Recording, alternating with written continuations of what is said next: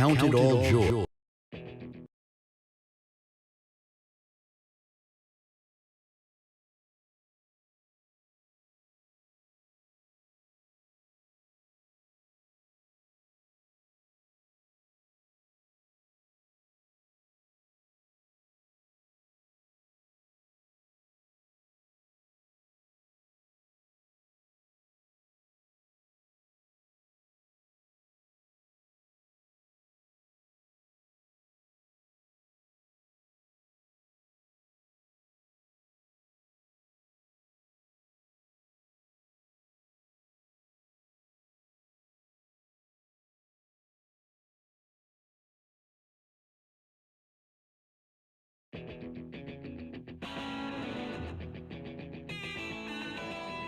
Count it all joy. Charles is back online.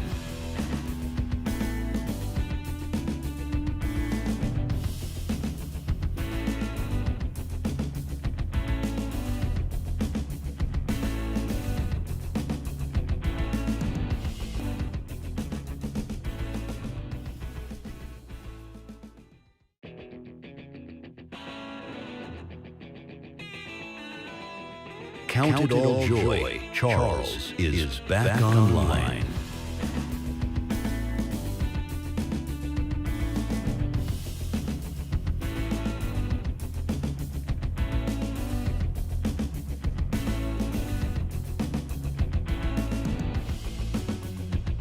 The Equally Yoked Show. Get yoked for free.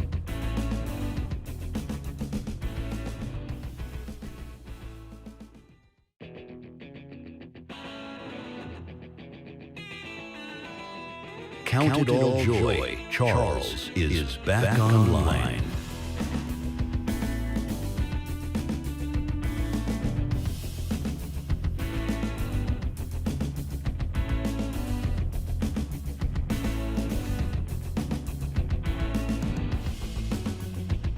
The Equally Yoked Show. Get yoked for free.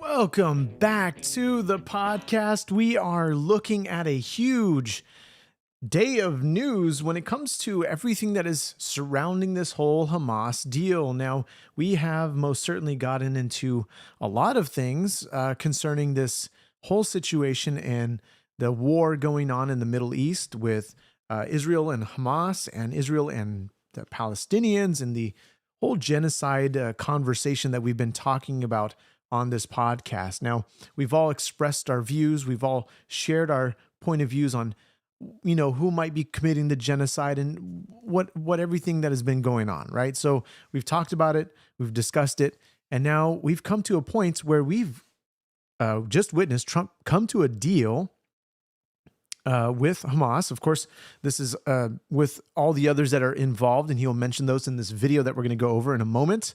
And so this is what we're seeing here.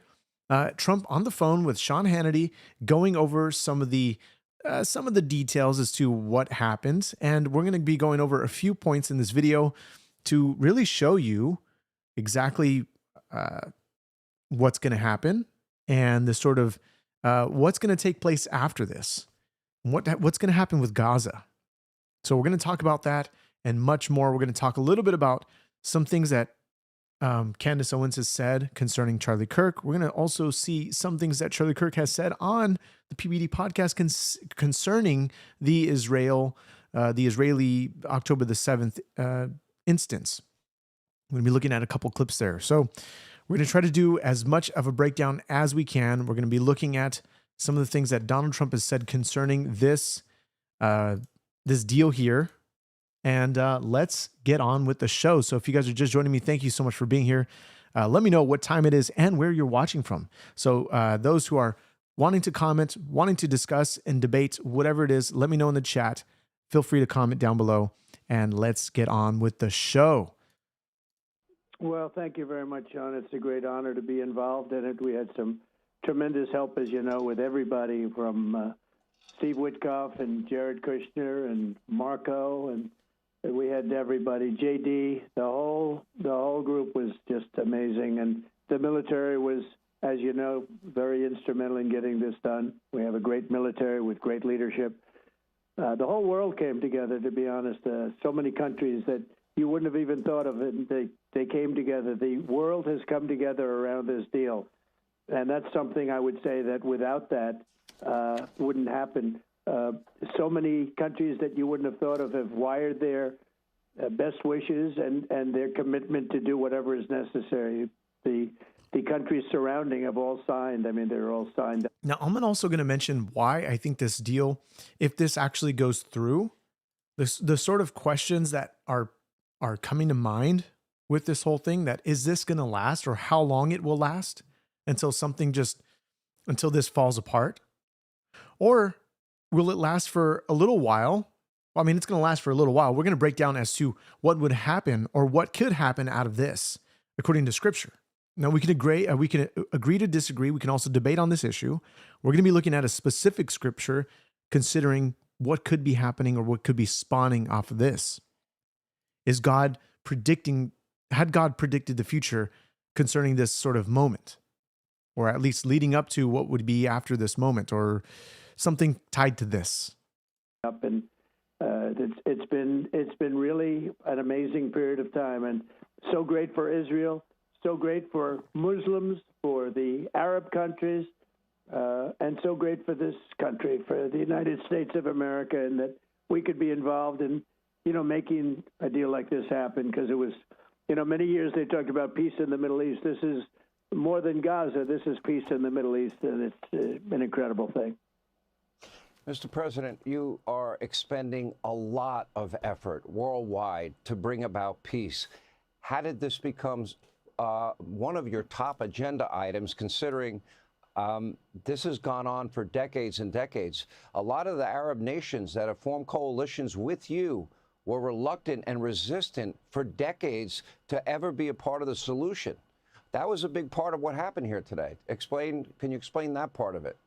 Well, I develop relationships with people, and sometimes those relationships lead to great things. And in the case of many of the Arab nations, the wealthiest nations in the world, if you look, although with what we've done in the United States, I think we top everybody by a lot with the tariffs and all of that. But, having the ability to deal with trade, having the ability to use tariffs to help me make a point, the tariffs have brought peace to the world. I'm telling you, they brought peace to the world, and not only here, but with so many other deals. I've made 7 peace deals where countries were, in many cases, 30, 31 years, 135, 137 years. They've been fighting and millions of people being killed, and I brought peace. And I did it through, in not all cases, but probably in at least 5 of the 7 that we've done so far, it was through trade. That we're not going to deal with people that fight. We're not going to deal, and we're going to put tariffs on you. We're not going to let you deal in the United States. We'll put tariffs on you. And without that, without the tariffs, I mean, far more than even the money that we're taking in, which is trillions of dollars, essentially trillions of dollars, far much more importantly, it gives you a tremendous road to peace and the saving of millions of lives, just millions and millions of lives. You look at India and Pakistan. I said, well, we're not going to do business with either of you if you don't put it together. These are 2 nuclear nations that 7 planes were shot down, as you know, and they were really at it. They were going at it, and I said, we're not going to do any business with you. We're not going to have anything to do with you. We're going to put massive tariffs on you, in both cases. And they said, well, we got to start talking about this. This is tremendous amounts of money and power we're dealing with. And within 24 hours, I had a peace deal. They stopped the fighting. Now, not only have these nations, have many nations actually come to nominate Trump for a Nobel Peace Prize, we're actually looking at the families of the victims that were taken, and many others in Israel that are calling for a Nobel Peace Prize for Trump. Benjamin Netanyahu has also nominated him for the Nobel Peace Prize. Now, there's a news story we're going to go over as to why people think that he's not going to get it. So we don't know. They're making it some almost sort of more outlines as to how he could then obtain a Nobel Peace Prize. We're going to go over that in a moment. But this is Trump on the Sean Hannity show on the phone live. Let me know. Drop your comments down below. Nathan, you say, yeah, new Trump resorts and Gaza Strip, spas, Putin and Zelensky pals, best of friends. We shall see what we see. Well, most certainly. We don't know what's going to happen. We don't know what kind of sort of plans they have in place other than to make Gaza great again. Who knows? Ultimately, let's hope. And many of the U.S. Ambassadors, or the U.S. officials are saying, I think more Marco Rubio is the one that's been saying this, is that they're going to have some sort of Palestinian oversight. There's even going to be something such as a council of peace that he talks about later in this video. We're going to go over that in a moment. So let's jump over to something interesting, is that he's saying that everybody's liking Benjamin Netanyahu. I mean, this is unheard of. At least the nations, or the nations around Israel. Involved, and it's brought the whole world together. It's amazing. I've never seen anything. It's so good for Israel. I spoke to Bibi Netanyahu just a little while ago. He called. He said, "I can't believe it." He said, "Everybody's liking me now." Meaning him. He said, I said, more importantly, they're loving Israel again, and they really are. I said, Israel cannot fight the world, baby. They can't fight the world. And he understands that very well. So it's amazing the way it's all come together. And it's a beautiful picture. I don't know if it could ever happen again. It was just a set of circumstances. Like, for instance, taking out the potential nuclear power of Iran. So many different things happened that were so amazing. It's a lot of talent involved, I'll tell you, but there was a certain degree of luck, too. You know, you need luck also. There is such a thing as luck. Mr. President. Now, as we continue on here, statement, we're going to go ahead and we're going to play some clips, just one more clip on this Sean Hannity podcast that talks a little bit more extensively about the plans for Gaza. And but I do want to mention Ezekiel 38 for a moment. As the poll is going on, please vote on as to if you think Trump deserves a Nobel Peace Prize. Now, there's experts saying that he's not going to receive this Nobel Peace Prize, and this is why. And we've learned to not trust the experts when it comes to anything that they're experts on. So, so far, 15 votes. We've got a 47% yes and a 53% no.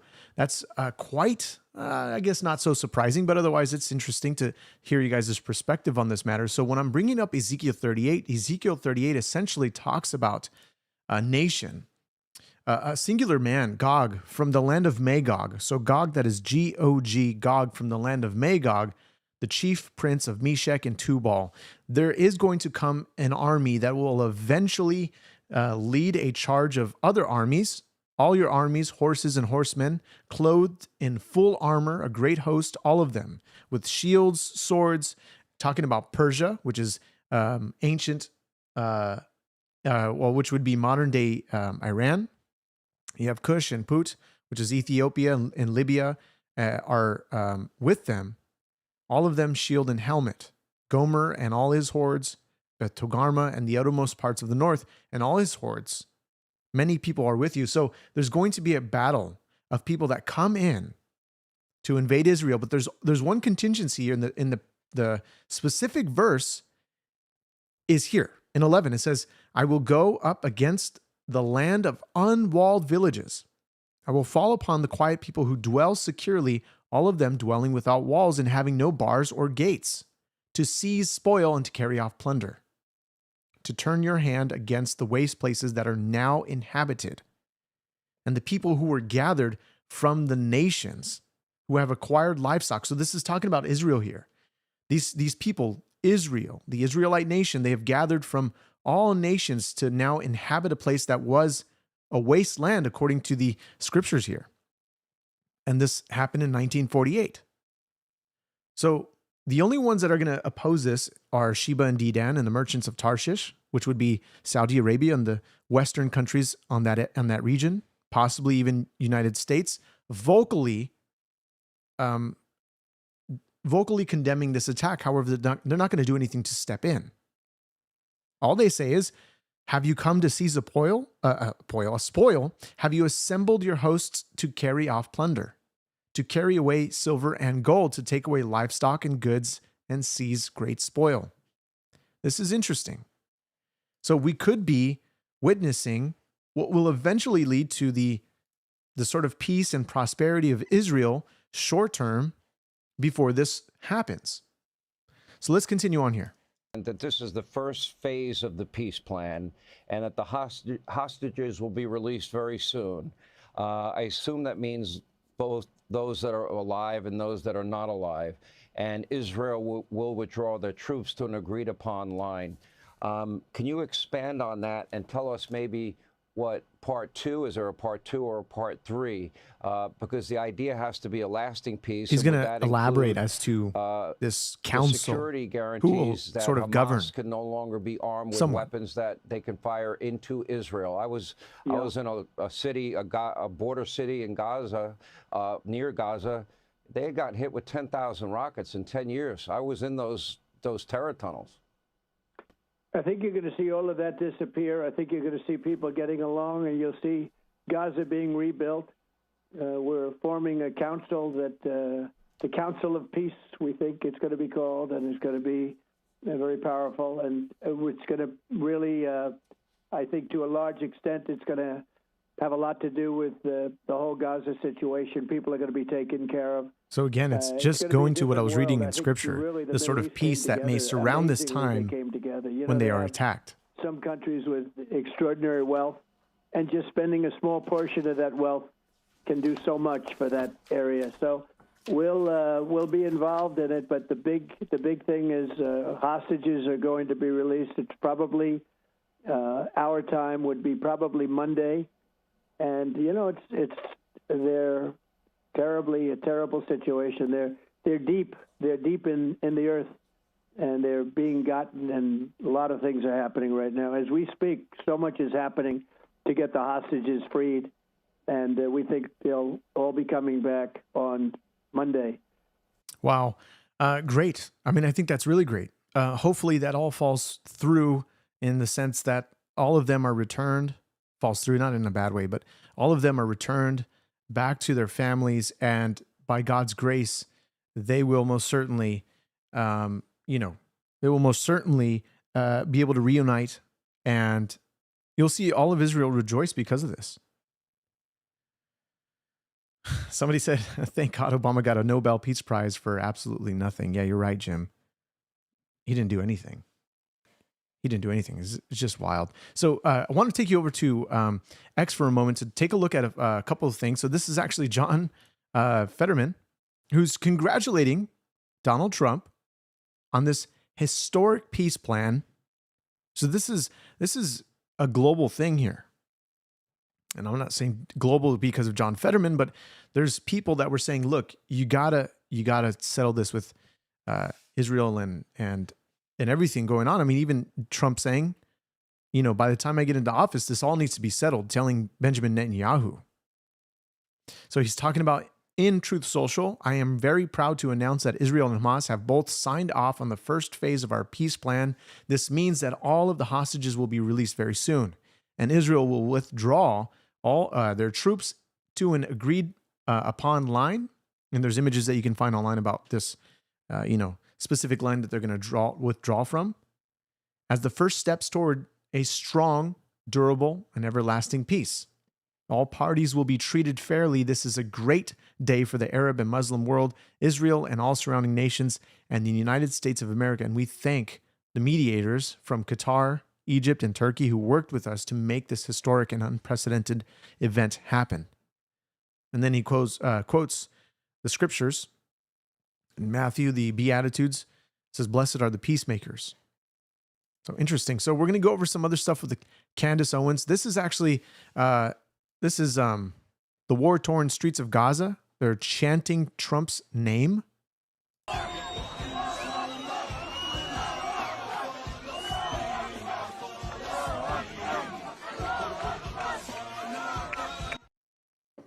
So I'm going to kind of remove that audio so I don't get hit with a copyright strike. I don't know what kind of music that is, but otherwise, this is what they're doing. Somebody on the comment said Donald Trump just single-handedly stopped the genocide in Gaza. What do you guys think about that? Genocide Joe could never. So what do you guys think about that? Do you guys think that this is a huge win, a huge dub for the sort of everything that we're seeing? The things that Trump has promised he would do. So we're going to continue on here. This is actually interesting. Looking further at some of these posts on X, we're seeing this go down. This is a crowd on October the 7th, mind you, the anniversary of the atrocity that happened on October the 7th. And this is what they did. Immediately they went marching to the streets after it initially happened in 2023. But it says a crowd of Islamists, and this is Ron DeSantis saying, the suicide of the West is happening here in America. What a destructive immigration policy this country has indulged in. And then in parentheses, it says, to the detriment of Americans for a generation. Here we have a crowd of Islamists in NYC waving Hamas flags, declare that they will presumably carry out the attacks in the U.S. We did not act enough. I just got to play this for you guys. And if you guys haven't already, please like this video, share it with your friends, let them know that we're live so we can talk about these matters and debate if we need to debate anything concerning these things. So I'm going to end the poll here. This is 43 votes. If you guys want to get your last votes in, 37% say yes, that Trump deserves a Nobel Peace Prize. 63% say no, that he does not deserve a Nobel Peace Prize. I'm going to end the poll right now. And it looks like we've got the final numbers. The majority of you think he doesn't deserve it. All right. Well, looks like you guys are agreeing with the experts and what they're saying. So let's take a look at this wild video. Benzo, you say, I'm not saying prophecy is wrong. I'm saying maybe, just maybe, you're misinterpreting it. Look, I'm not saying this is Ezekiel 38 if that's what you're getting out of what I'm saying. Just FYI. That is not what I'm saying.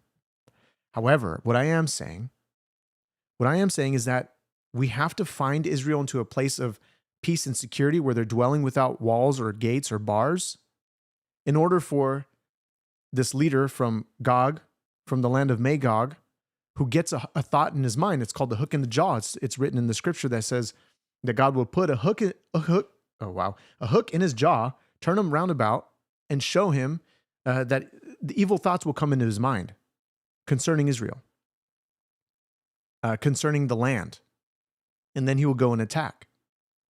We see this it starts from Ezekiel 37, 36, 37, 38, then 39. You see the fulfillment of where God destroys the armies that come against Israel, and God's name is proclaimed amongst the nations, or he's made known amongst the nations. And so this is important because when we're looking at this vision, this prophecy, that what will eventually happen is that Israel will be in a place of absolute security, possibly peace deals happening, or a peace deal that has already happened, and they're living not feeling anxious about anything because they've already dealt with the issues of terrorists being inside their country.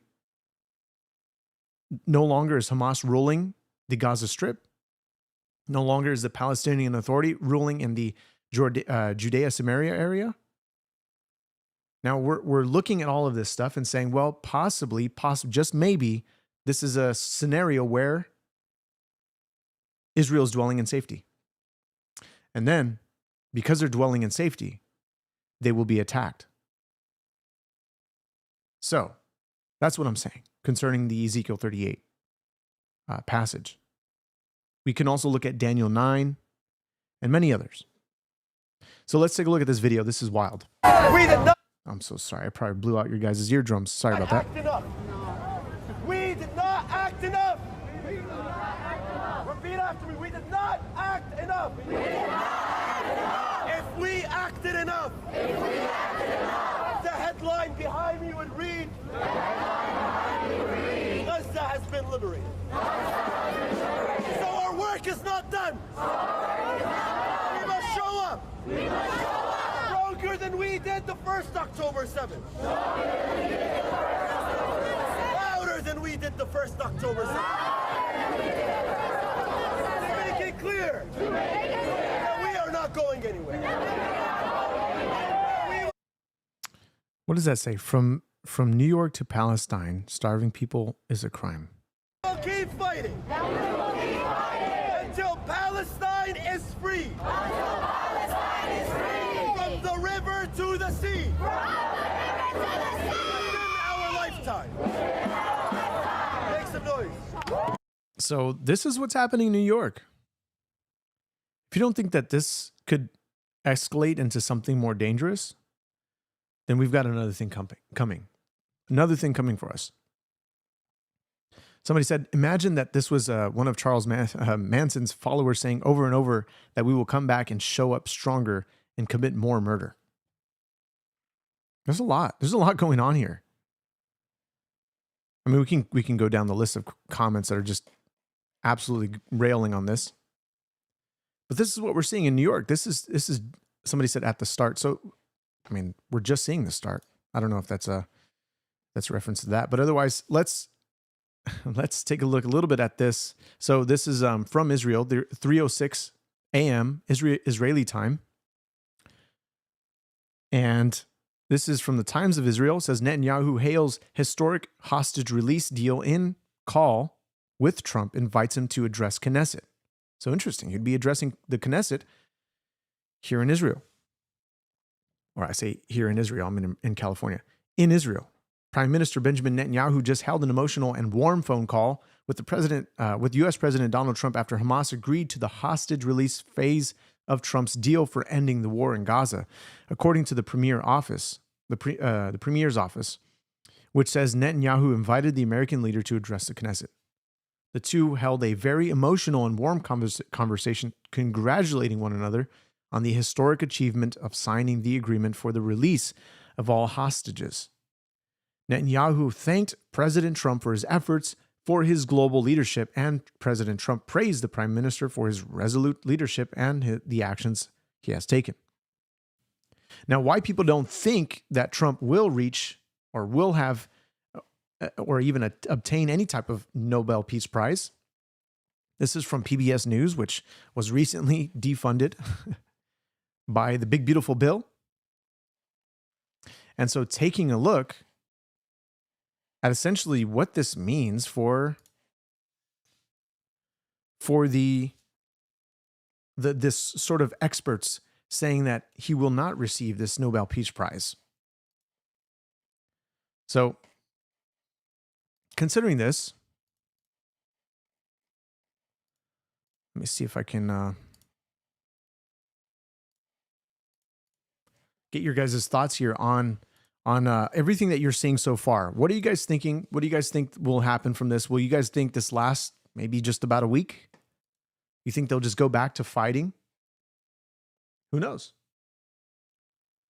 Benzo said, I'm honestly no fan of any organized religion. I think we'd all be better off. Too many wars, way too many hurt. You say Yahoo won't keep his promise. Benjamin Netanyahu, that is, won't keep his promise.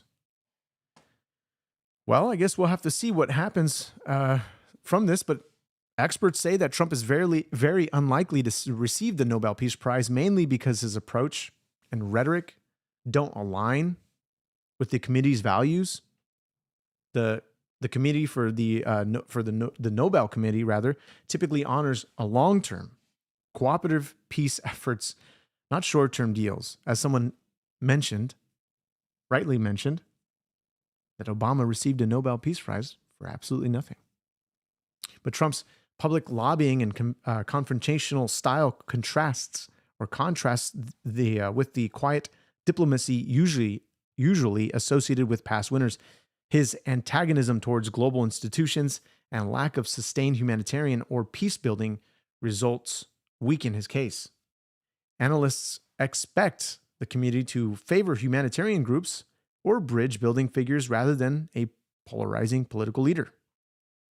Now, he's been nominated multiple times by many different countries. So we'll see if he does indeed get that Nobel Peace Prize. As many of you said, you believe he doesn't or he won't. And that's totally fine. Totally fine that you think that way. And so we're going to shift gears here. We're going to start talking about this whole Charlie Kirk situation, just continuing to evolve more and more. Now, something that Candace Owens has said has really sparked tremendous questioning. Really looking into everything, leaving no stone unturned. According to the words of Andrew Colvett, the executive producer of the Charlie Kirk Show, saying even with the text messages that were released, saying that he was walking away from the pro-Israel cause because of after the text that says that they lost a major donor, Jewish donor, $2 million a year, talking about the fact that the donors lean into the stereotype, and that this is essentially leaving him, as we'll read here, verbatim quotes. It says, just lost another huge Jewish donor, $2 million a year because we won't cancel Tucker. I'm thinking of inviting Candace. And this is on WhatsApp. It says, somebody said, Jewish donors, this is Charlie, Jewish donors play into all the stereotypes. I cannot and will not be bullied like this, leaving me no choice but to leave the pro-Israel cause. Then goes on to say, please don't invite Candace. That it might feel good short term, but it's not good long term, in my opinion. Like all groups, you're going to get a wide variety of opinions. That nasty free will thing that God bestowed on us makes life frustrating at times. It goes on, but it's cut off. So, I don't have the image for you guys to look up for at the moment. Let me see if I can pull it up for you just so you can get an idea as to what it says. Let's see here. So just so you guys can at least look at it. So I'm going to pull this up for you. Here it is.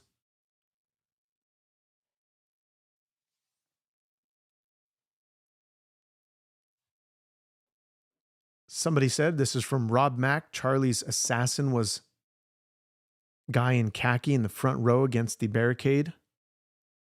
You're saying that it was a palm pistol, jumped the barrier and ran to Charlie, handed the gun to a security guard. Yeah, people are saying it's a little strange that he put something on the table there and the other guy grabbed it and ran away. Now, is it possible that that's exactly what happened? Well, I don't know. Frank Turek went on with a homicide detective, and they go through all of this stuff. Some of the main sort of points that are being brought out here. That if you eliminate or if you rule out, say, the ballistics or the trajectory, you rule out all of these different theories, and that silence is prudence. That if you're limiting any sort of information coming out so that you can protect the investigation when it goes before court. So whether it was a palm gun, we'd have to see exactly what the ballistics show. According to Turning Point USA, that the fragments of the bullet were actually removed, that there was no exit wound. Frank Turek also mentioning, because he was in the car with Charlie, doing resuscitation and trying to stop the bleeding, that he didn't see an exit wound that he knows of, and they were trying to stop the bleeding from one side. So all this interesting stuff that we could most certainly go over, but this is Candace Owens. And before we continue on here, guys, please hit the like button. Let's get this out. Let's get this out to more people who want to be here to talk and discuss.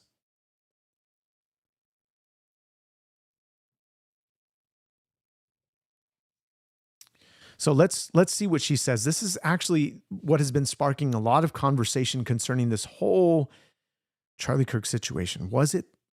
Who was it that Charlie was worried about?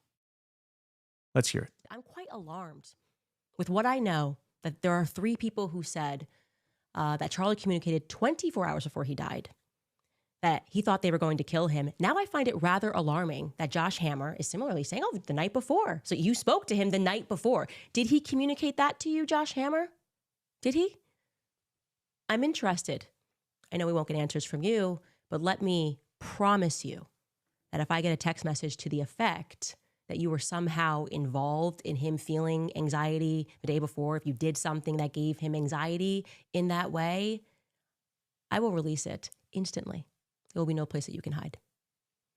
Anyways, I want you guys to know that I was feeling so inspired by Josh Hammer's utter lack of human decency that I went ahead this week and sent around a life insurance policy of sorts, a package rather, to people that I trust, a package filled with text messages, emails, private communications, videos, and private legal documents. So if anything happens to me, you guys will know exactly who it is that has been making my life a living hell over the past couple of years. People that are trying to bankrupt me and my family, that are threatening us to sue us. Everything that Kanye said was so real.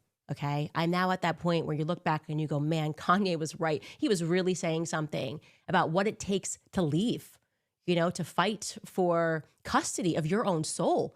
Just leave me alone. Let me say what I believe and you say what you believe. Fight fair. Why do you always have to make this threat to bankrupt people? And I want you to know that those people, if anything happens to me, they have my explicit permission to release it all, detonate it all, expose all of these people in politics and in the movement who behave like this behind the scenes. It's necessary. And I highly recommend every single person that is out there that has a platform and is going through things and is scared, do the same. Send everything around to about 8 people that you trust. And I mean, I've ranged it. I sent it to journalists, text messages and screenshots to people ranging from Max Blumenthal to Andrew Tate. They won't know where it's coming from. It will be everywhere. I want to remind you guys in the wake of all of this that it is so important to keep trusting our guts. We have been proven right so many times in the recent past, right? Whether we're speaking about COVID, people that had to actually take a stance before people were then suddenly government, admits, yeah, we were lying about this, we were lying about that. We feel it all right now. The feds are lying. That is beyond obvious. So regarding the Zoom call with a couple of these people, these Jewish donors and other people, that he was texting people in between these this Zoom call. Quite interesting. What do you mean he was texting people in between? Saying that, let's see here. Let's bring you over here to this expo so we can get a better idea, because this is going to show you what exactly is being said. The sort of claims that is being said. That should this all come out, it says on September 9th, Charlie Kirk joined a Zoom call to prepare for anti-Israel challenges on his college tour. The call included Rabbi Prishak Wolicki, advisor and Israeli 365 News associate Josh Hammer, Newsweek editor and commentator, and a few unnamed Turning Point USA producers. They discussed Charlie Kirk's pro-Israel stance amid tensions with donors and conservative critics. Candace said around the same time during the Zoom meeting, Charlie Kirk was texting people telling them they are going to kill me.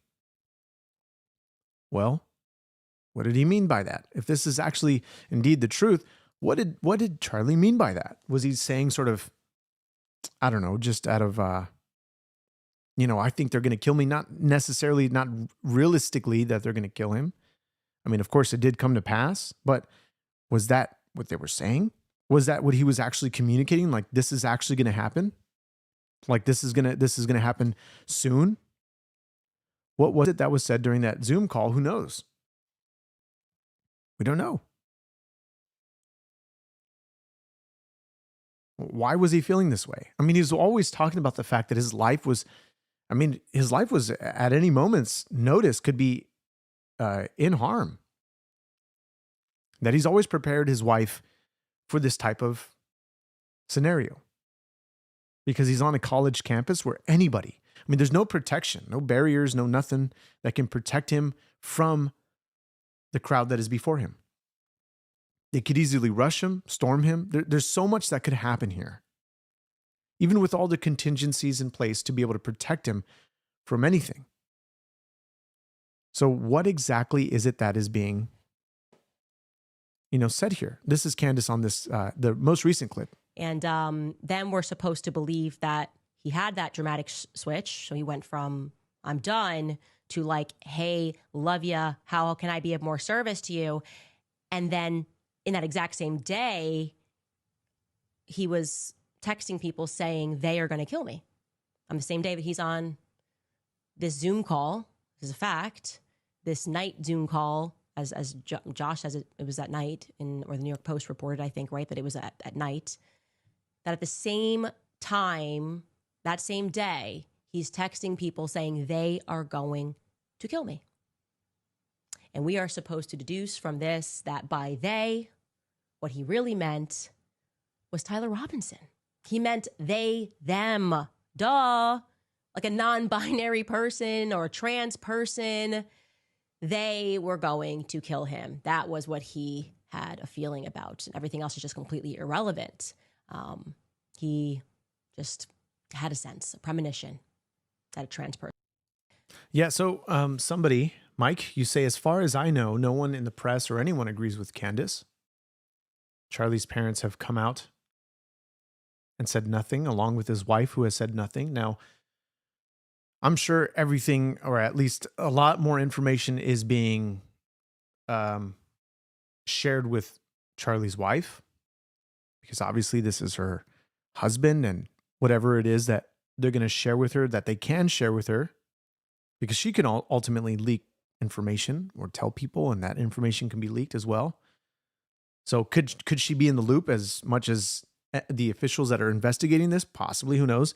But their parents, Charlie's parents, are, almost, they're super private. People that aren't really seen at all in any sort of public way. You try looking them up, you can't really, there's no photos of them anywhere. There's maybe speculations as to who it could be. However, I've always said that, during the event, the Turning Point event that they had, his memorial, that if they were there, they would have been hidden away from public view. They'd be where Erica Kirk was staying, backstage, hidden behind all the covers, possibly for the sake of protection. Anything could have gone down there. There was so many U.S. officials there. There were so many top people there that could have easily been a target of somebody, all in one space. So they had to separate people. They had to put people where they needed to be in order to be secure. Somewhere they were hiding, somewhere they were, if they were there indeed. But most certainly, if they didn't attend that area, or if they didn't attend the memorial, most certainly you understand that they attended the private memorial that Erica posted on her Instagram.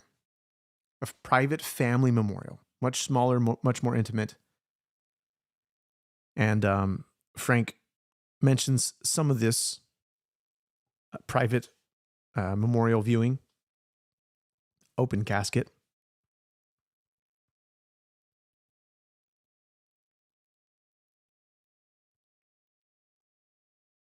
So I'd just like to know your guys' thoughts here.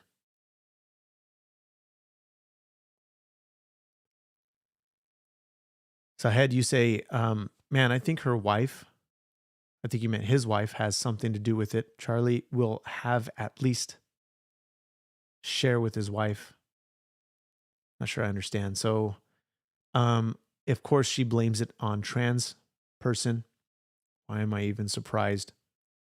We got a wild comment there, Kamala. and Charlie Sheen. Wow. What a duo there.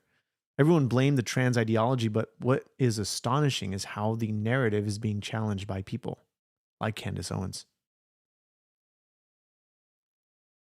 I thought Charlie Kirk's wife had some weird behavior.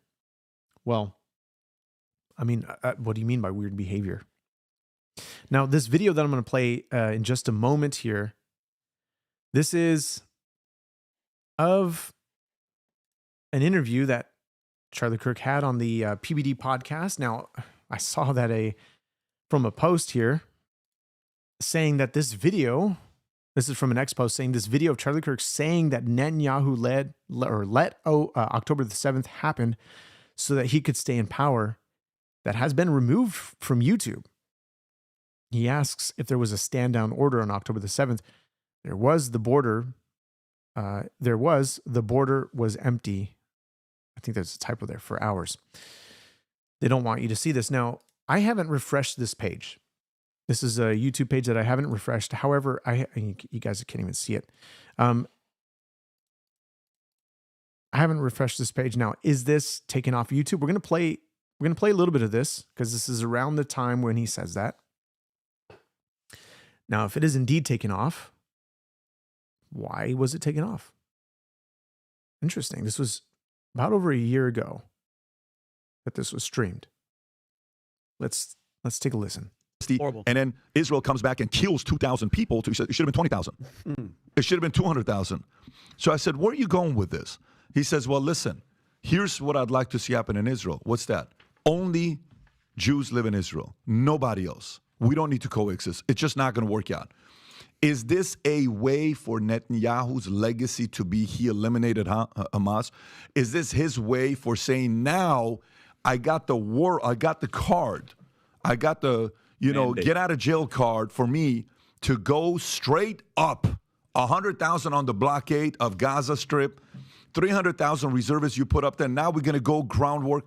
We're going all freaking out because the world gave us the permission to do so. Is that what it is? I don't know. I just keep continuing to have a lot of questions the more I think about it because so these guys are coming up. So what, are we going to have another 9/11? And they're going to come and do what? They're going to go into your community. What are they going to target next? Where are they going to go next?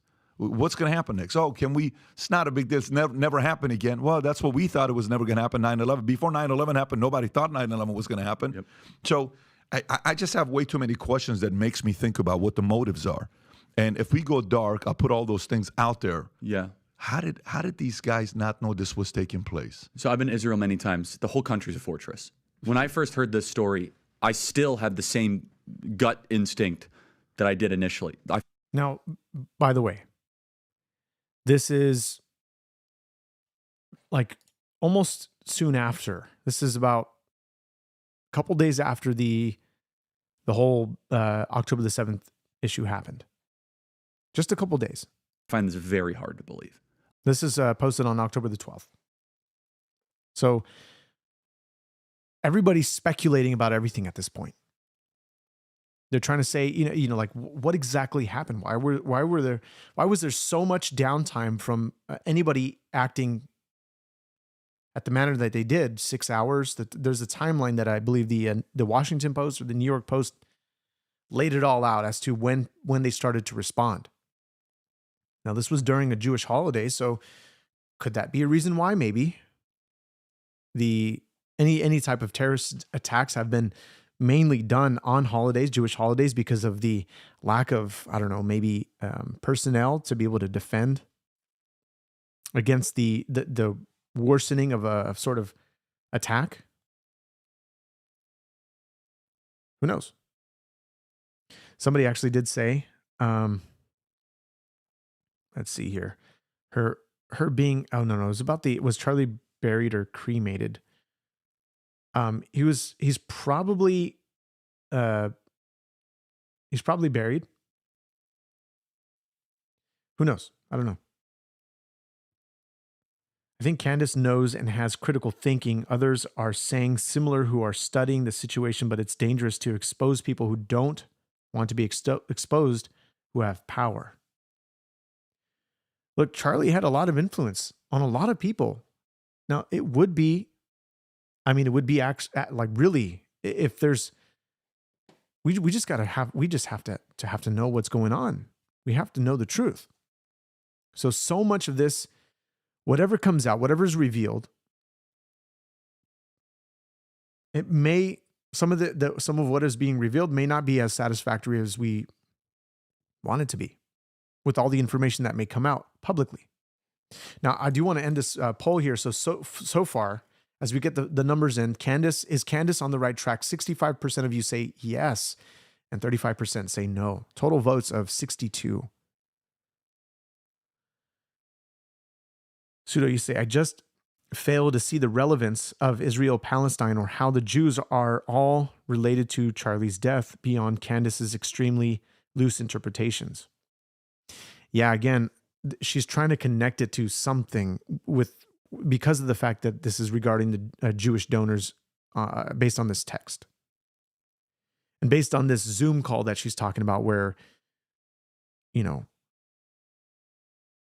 Zoom call that basically says, or was she saying that Charlie's texting some of his people saying, look, they're going to kill me. Now, was he being literal in that statement? Possibly. Or was it more of a sarcastic response? I mean, I don't know.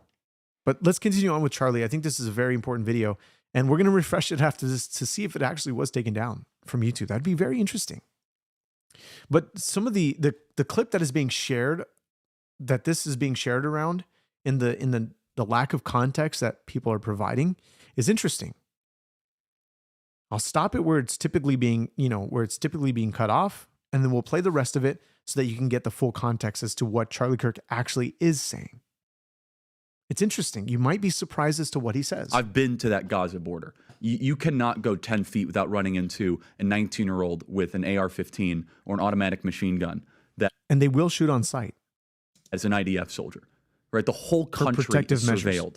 And so let me just kind of go through this. We don't talk about Israeli politics very often, and most Americans don't know this. The last 9 months, Israel was on the brink of civil war. It's not an exaggeration. This judicial stuff, there were hundreds of thousands of Israelis taking to the streets because Bibi Netanyahu was basically redefining the Israeli constitution. That's not an exaggeration, right? He said the judicial branch has too much power. There were protests planned this week against Netanyahu where they anticipated tens of thousands of people to take to the streets. That's all gone, Patrick. You said Charlie denied millions of dollars, saying that he was not going to be bullied. Yeah, Charlie wasn't going to be moved by any sort of swaying of money. That's just who he was. That's who his character was. He was the same private as he was in person. Netanyahu now has an emergency government and a mandate to lead. I'm not willing to go so far that saying that Netanyahu knew or there was intelligence here, but I think some questions need to be asked. Was there a stand down order? Was there a stand down order? 6 hours? I don't believe it. Israel's the size of New Jersey. When I took a helicopter ride from Jerusalem to the Gaza border, it's 45 minutes. Wow. 6 hours. They're live streaming the killing of Jews. Did somebody in the government say stand down? That is a legitimate, non-conspiracy question. Now, this started circulating when, immediately after his assassination. People were saying that he was killed because of this clip. And another clip that was going on about him and Megyn Kelly. That these are the clips that got him killed. Got him killed. No, I don't. These are posted a while ago. I mean, Megyn Kelly more recent. I think it was like 2 months ago. This is posted just after October the 7th, 2023. So almost 2 years ago. But this is not what got him killed. Questioning, this is why people are saying, oh, it's Israel. Oh, it's Israel. They have something to do with this because Charlie was coming closer and closer to the truth that, if people are going to start walking away from the movement, the pro-Israel cause. I mean, after all, he's one of the few that are defending the Israel cause, the pro-Israel cause, from trying to debunk all these, terrible media coverings of what actually is happening. So could that be the case? Let's keep listening here. It gets more interesting. The whole country is the IDF. The whole country is. Yeah. And you're trying to tell me that they're going to concerts and kibbutzes and schools and by reports 6 hours. Let's say it's 3 hours. That's suspect.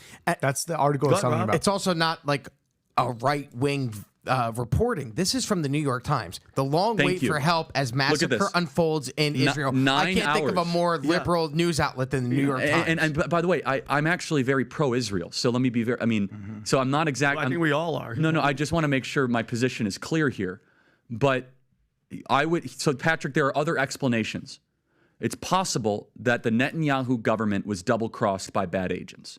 Okay? That's dark, but it's not as dark as what we're talking about. Okay? Another aspect is that Netanyahu might have traitors in his government, like legitimate traitors that have infiltrated. I was texting with some senior people in the IDF, and they said, Charlie, can't say too much, but let's just say the same problem you have with the left in America, we have here in Israel. So there's something to think about. Just something to think about, right?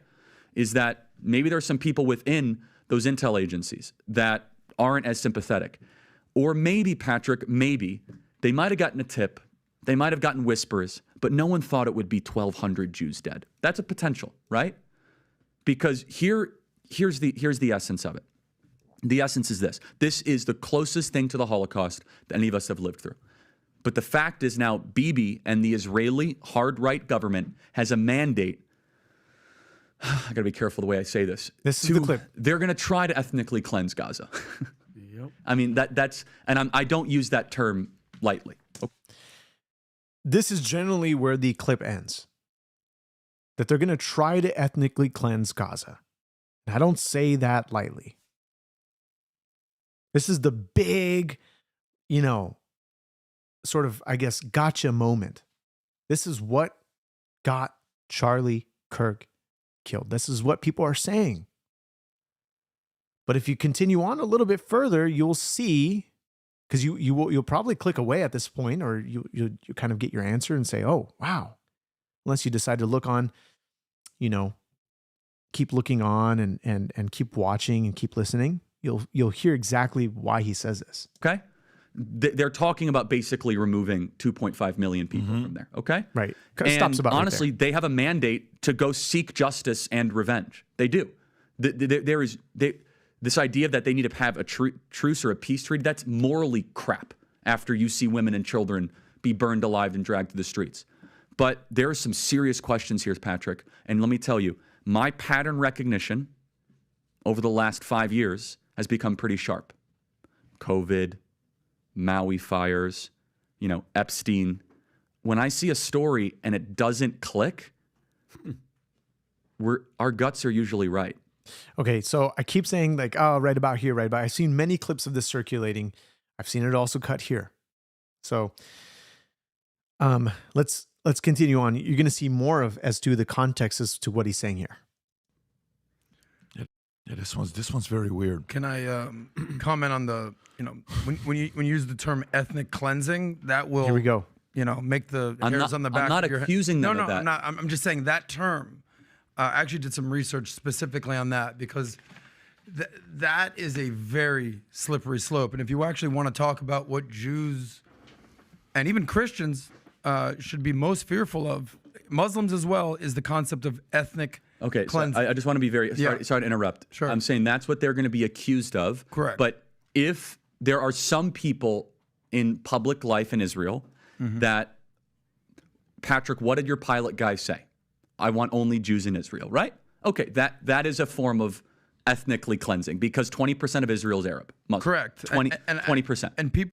So that is the rest of the clip where you actually hear what he's saying is that it's possible that this is what they're going to be accused of.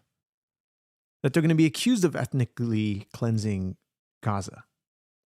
Not that that's what they were doing, not that that was his point of view, but that they would be accused of it. Very interesting that we just listen to a little bit more of the context. You begin to understand what exactly he was trying to communicate here. He corrected himself to make that clear. Because if Charlie wouldn't have clarified that, this would have most certainly gone, far and wide, and this would be most certainly looked at very heavily. Very heavily. So I think this is a very important clip to let's continue playing, and they begin to talk more about this sort of ethnically cleansing, conversation here. don't know that, and I've been to Israel several times. I was there a few months ago, and I saw the protests. Yes, if you don't have to be expert at Israeli politics to understand the divisiveness of politics, especially in America. We understand like Republicans, Democrats, blacks, white, whatever it is. Similar in Israel, there's the liberal faction, mostly based in Tel Aviv, and more the conservative faction in Jerusalem and throughout the country. And obviously, the more orthodox you are, the more you're inclined to be more right-wing thinking. But I think civil war is a little premature, but there is major contention going on there. The country was at a fissure point. Yeah, right. It was splitting. No doubt. Just like there was calls for potential civil war here. I sort of think it was a little aggressive. But you would agree it was hot. The country was hot. No doubt. Yeah. No, just like the BLM riots here. Yeah, it was not a time for unity in Israel. The thing that I think just to think about when you talk about, I'm not saying you're accusing anything, you just use the term. So the concept of ethnic cleansing is the biggest fear of the Jewish people. Okay? It's the whole reason that Israel was founded, because of the ethnic cleansing that occurred throughout Europe for millennia, right? Obviously culminating with World War II. But there's no doubt that that Israel could wipe out Gaza at any given point. 100%. But they do not want to participate in ethnic cleansing. Now, they would love to annihilate the terrorists, but if you actually talk about what's going around the world today, and this is what Israel needs to kind of take note of. That's what I was talking about, Patrick. I'm sorry to interrupt. This is a protest. In the summer, this every day, there were people in the streets. I saw this. July of 2020. The country was separating. This is such a hotbed issue right now, but if you talk about ethnic cleansing, look at what's going on in Azerbaijan and Armenia. Pat, something that 110,000 Armenian Christians. Nobody's talking about that. Yeah. We've seen over the last couple decades, what happened in Bosnia. They were Bosnian Christians were killing Muslims. We've seen what's going on in Myanmar. Nobody talks about that. Okay. Christians are actually, there's an article right here from the Cato Institute. Who are the most persecuted people in the world? Well, it's actually Christians. You've probably done your research on this. I talk about it all the time. You go to Afghanistan, you go to Iraq, you go to Iran, you go to China. Now, you don't see any other faiths other than Christianity, maybe Catholicism, but it's a branch of Christianity. Or the Catholic, whatever you want to say, even with Islam or Buddhism, nobody's being persecuted for those others. Buddhism, Islam. I mean, give me an example. But time and time again, you see the Judeo-Christian religions, per se, are being persecuted, have been persecuted for so long. Because why? Of our love for Scripture, our love for God's Word, our stance for Jesus Christ, for his teachings, for the fact that he is God, that he had said that the world hates you, but like that the world hated him before it hated you. And you say, YouTube Punk, you say, why do you think that's a gotcha? I'm saying that for lack of better terms. That this is like the nail in the coffin. Let me just clarify that this is the nail in the coffin as to why Charlie Kirk died. What many people are speculating as to what caused him to be killed.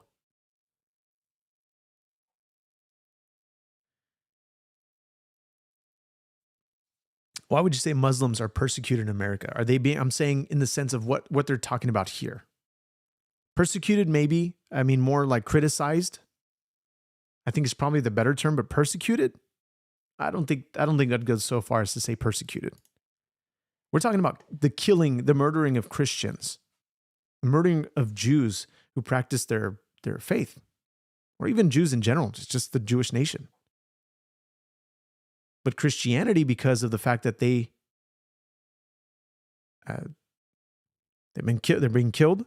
And he's going to go over some more of the statistics here. And Pat Bet-David released a video, I want to say today, like talking more extensively about all the different persecution that is happening around, or the Christian persecution that is happening around the world, where people aren't talking about this stuff. It's not in It's not being reported in the news. They're not going to cover it. They're not going to talk about it. And this is something that Bill Maher is talking about, and that he's sort of bringing this to light. And so let's hear what he has to say when it comes to the Christian persecution aspect of this. Go to Nigeria. They're killing Christians. Here it is right here from the Cato Institute. That's right.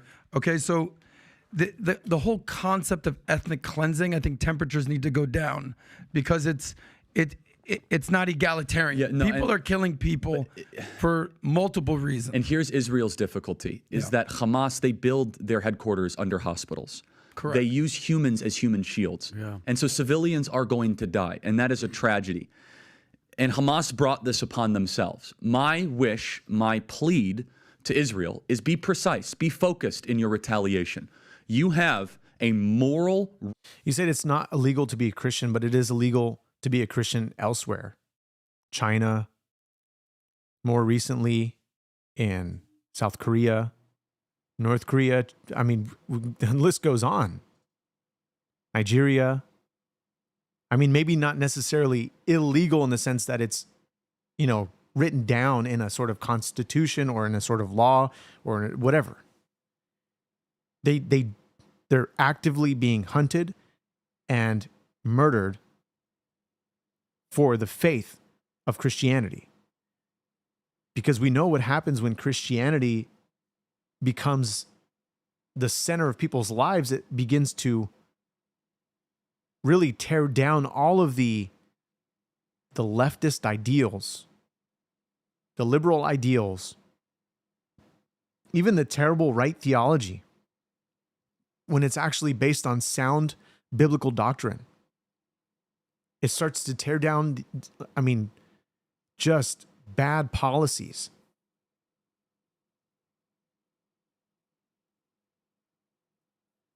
It starts to elevate people to a status of equality. But people are saying that no, the Bible actually is more exclusive. That, you can't be this way or that way. However, God welcomes all to come to repentance. He doesn't keep you in your sin. He removes, or actually, he refines you to help you to walk away from that sin. Or he will constantly say, go and sin no more. Right to go and seek the blood of the people that did this. Mm-hmm. What I think would be bad for Israel, and I have a heart for Israel. I can't tell you what it did. It made me a stronger Christian. And by the way, when we're talking about the Crusades or Nuremberg, we're talking about the fact that the Bible that we have, the physical bound Bible that we currently have, was not translated as it is today. Not translated as it is today in multiple different languages for people to understand. Not only that, was literacy, terrible during those times. So this was prominently held by people in power, scriptures, people that can read the ancient texts, or if it was in Latin, if it was translated in Latin, held by the Pope, held by rulers, kings. So it wasn't widely available to the people that were following these kings or these popes or priests or whoever was saying, this is what Scripture says, this is what we must do, we must persecute, for the lack of better terms, for the sake of YouTube, persecute other religions because they don't believe in what we believe. This is what God says, this is what Scripture says. Easily able to manipulate the population to do so because they don't have the scriptures to be able to read for themselves. In a way I can't even tell you, right? Be able to see where our Lord rose from the dead. My heart for Israel is that they don't overreact. And Patrick, you hear what I'm saying here, right? Fully, that's my concern, because if they do, again, if they do overreact, I'm more coming from a place of thinking this was intentional. If they don't overreact, then this wasn't intentional. Meaning, If all of a sudden you see an all-out annihilation. What do you mean by intentional? That they knew it was going to happen? That no, when you're asking about the stand down 6 hours and 3 hours, then why did you? What intel are you getting? So we're on the same page. No, fair enough. Yeah. All I'm saying I just wanted to make sure I understood. If there is a major attack, it was intentional. If there's a major attack. And by the way, the number in the last however many years, the biggest number they have is 2,000, right? The Palestinians that died. That's the biggest number they've had. And in Gaza, if you look at the Gaza Strip if you can pull up the map so you can kind of show Gaza Strip, the West Bank, and where Hezbollah's coming from Lebanon. Yeah, but in West Bank, it's a different story because in West Bank at least 40. By the way, V48, you say yes. The Bible's a compilation of different languages that don't translate perfectly from language to language. So the Bible consists of 3 languages: Hebrew, Aramaic, and Greek. Now, these 3 were translated. We have a translation of the Septuagint translation, and we have many of the new or modern translations that take from the Septuagint, or they'll translate from the Hebrew, such as the NASB or NIV or NLT, ESV, NKJV. And so the translations, what they're doing, you have translation, you have transliteration to get the point across of what a scripture is trying to say versus the actual saying of the scripture. So we actually have a very more accurate, more understanding of what the scriptures were intending to say, and even clarifications like in the ESV.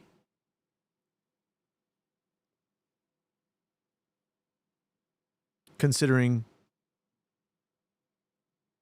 that it says in some passages like this is found in later manuscripts. And by the way, you're saying Isaiah 53 is also written past tense, doesn't reference Jesus. It doesn't reference Jesus directly, but it talks about a specific person. So tell me more about how it references, as you say, in past tense. Did you ask your buddy Justin about that question? 2% of Palestinians there support Hamas, but in Gaza, it's 58%. And so Hamas really isn't in those regions. Yeah, it really is not in those regions. So this is Gaza Strip, all the way to the left. Can I emphasize, though? Sure, go for it. Look at the cameras, the radars. Patrick, not only did they go in... That's what I'm saying. No, but hear me out here. Not only did they go into Israel, they got out of Israel with hostages. Yeah, 100 hostages. So you would think, let me just hear me out. There's a penetration of your border wall, okay? That you guard on a holy day, the 50-year anniversary of the Yom Kippur War. And you would think, hey, they're going to come back. Let's make sure that doesn't happen. Let's mobilize some forces. And it is not quite, but it is close to the North Korean demilitarized. What's weird about what you're saying that gets even more credibility is you're a pro-Israel guy. No, that I want to be very clear. No, fully, I know that. So I want to make sure the audience knows this. So for you to question that and for me to question, I'm like, sitting here saying, how did you not know this was taking place? But again, going back to it, so let's go to a different angle here. Okay, so many times when crisis happens, we sit around, oh my gosh, we immediately go to World War III. Like we have a yearning for Armageddon. There's almost a little bit of a yearning people have for, oh my God, what would a civil war really look like, bro? That's like crazy. I get to take a month off from work. Scary, you instead and play cards all day. I have all these guns. I want to use them. These are people that have never gone to a country that's been at war. Or never experienced war. No, it's the worst thing human beings. Dude, trust me. Like I posted a picture the other day. My sister texted me, Paulette. I'm like, how I always talk about putting the, tapes on the windows? Yeah. I don't know if you saw that picture. Yeah. It's like, that picture was, Paulette's like, look at this picture. What do you see unique in this picture? I said, oh, it's pretty cool. It's you and I when we were kids. She says, no. Look at the glass. I'm like, oh, shit. Just in case they get... This is the tapes. This is me in Iran with my sister when we would get bombed. One day we got bombed 167 times, okay? My dad would put tapes so the window wouldn't explode on our faces because that's our bedroom. Like I'm on this side. Jeez, and then the other side is our rooms. And he's like, hey, if something happens, so you look at these stories. You're like, yeah, I mean, kids are going through it, but go a little bit deeper with this. Let's go a little bit deeper. Let's go next step here with this. Okay, what is truly the worst case that's going to happen? We have a fascination and an obsession with market crash, collapse, war, civil war. This is the last election. This is the most important election of all time. I'm telling you, or else we're going to lose America, right? Of course, all of these things is a way of controlling fear, urgency. I get it. There's a certain element of, motives behind it that's effective. Now, they're gonna go on to a plethora of other things in this podcast. Now, I suggest that you go and listen to it yourself so you can just continue on. It's a very interesting conversation. I'm still not even, I'm about, I don't know, maybe an hour and 16 minutes around that into the podcast. I still haven't watched the rest of it, but we've got a lot of things that we've covered thus far. So many things that we are looking at concerning all of this stuff. So actually, let me see if this is, let me refresh the page and let me see if this is actually taken down. I mentioned that I'd refresh the page. This hasn't been refreshed. So let's check it out. Let's see if this has been removed. With who? No. Looks like we're good. Okay, about an hour and 10 minutes in. So again, here's the this is the thing. You just can't believe everything on the internet. This is what I came across on my feed. It says this video of Charlie Kirk saying that Netanyahu let October 7th happen so he could stay in power has just been removed, and it looks like somebody is recording from their cell phone, their computer screen, or their TV screen, and they basically play the same clip that I played for you here. They don't want you to see this. Look, this is the type of propaganda nonsense that they like to share and to just get people all riled up so that people can go on and say, whoa, there's something happening here that they don't want us to see. What is that? Just crazy that this continues to happen. Just continues to happen. So I wanted to open it up to you guys to kind of read your guys' comments, see what you guys are saying, and really just go through all of it.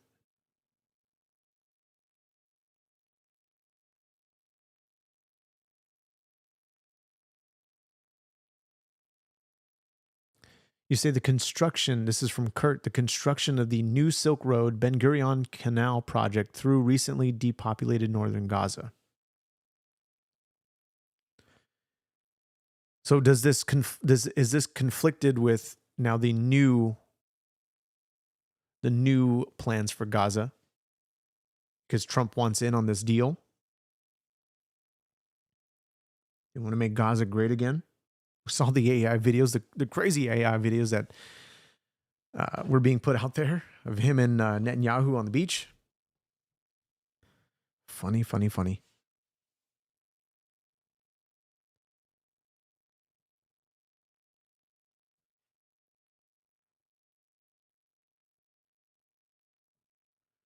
You say, I thought Trump was only going after illegals. What happened? What are you talking about? I mean, essentially, like what happened, meaning what? Because he's getting involved in all these other different things? What do you mean? I'm just curious. Somebody said, look up Dearborn, Michigan. It's insane what's happening. There's a lot happening in Michigan. We're talking about, I mean, possibly maybe I'm going a little too radical. Not radical, a little too sort of broad in saying that this is, we're already beginning to see a sort of Islamic takeover. Maybe. I mean, not to the full extent, but we've seen, there was a video I played not too long ago. I think it was Michigan, of a city, or rather a state that has a full board of Muslims.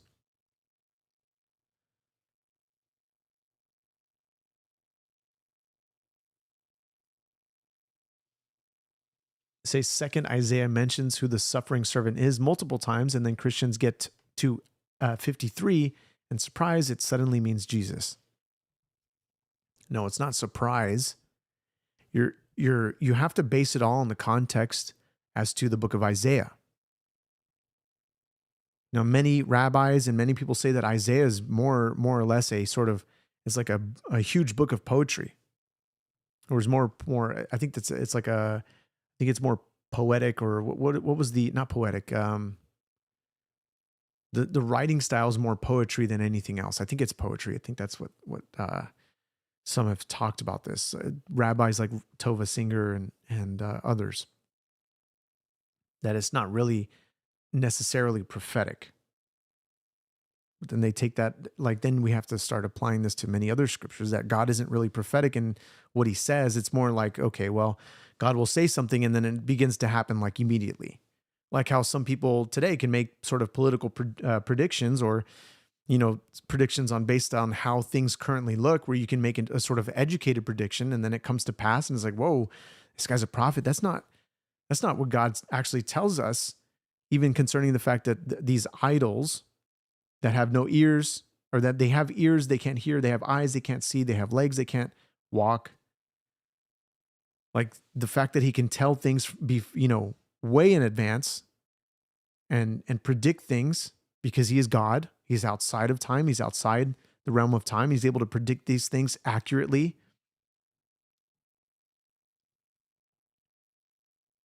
I'm sorry, you're saying second Isaiah was written 200 years after first Isaiah? I think you're talking about second Isaiah.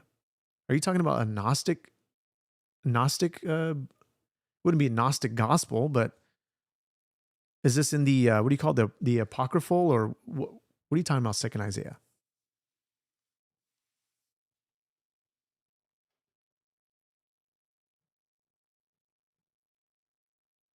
Or are you talking about the fact that, are you referencing the fact that Isaiah had to rewrite his, he had to rewrite everything?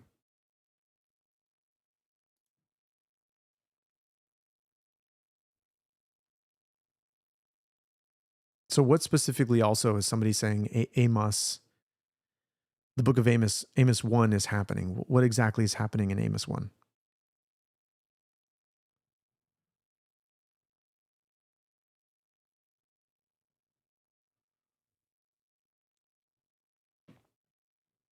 So it's okay to insult Christians but not Muslims? Got it. Yeah. Everything is fine when it comes to the Christian group. We can kill them, we can insult them, persecute them, and it's not a big deal. Won't even give them any sort of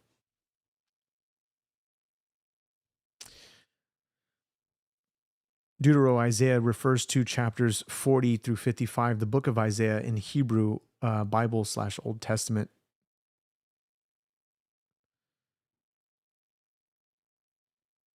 Got it. So you're saying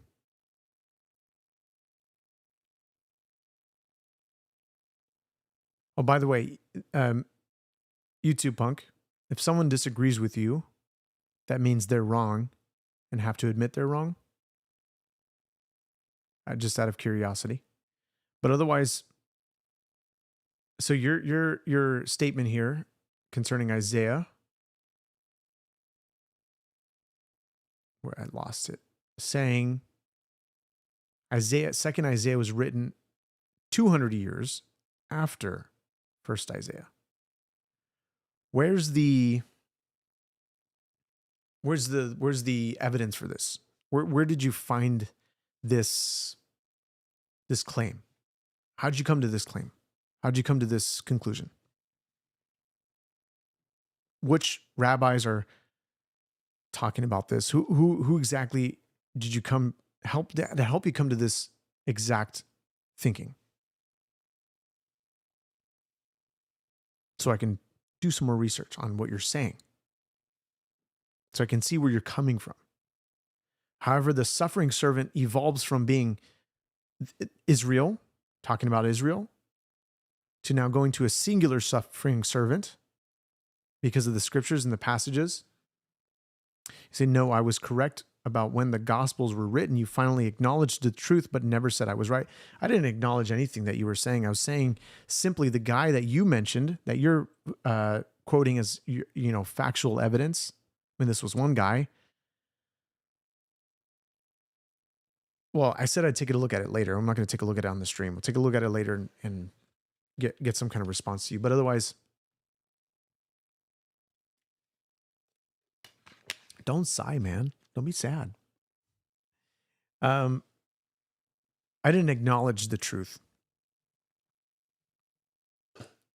Just to clarify, I was saying the guy that you had referenced I think it's Dr. Mike Licona. Is that who it is? And I was simply stating the fact that he said,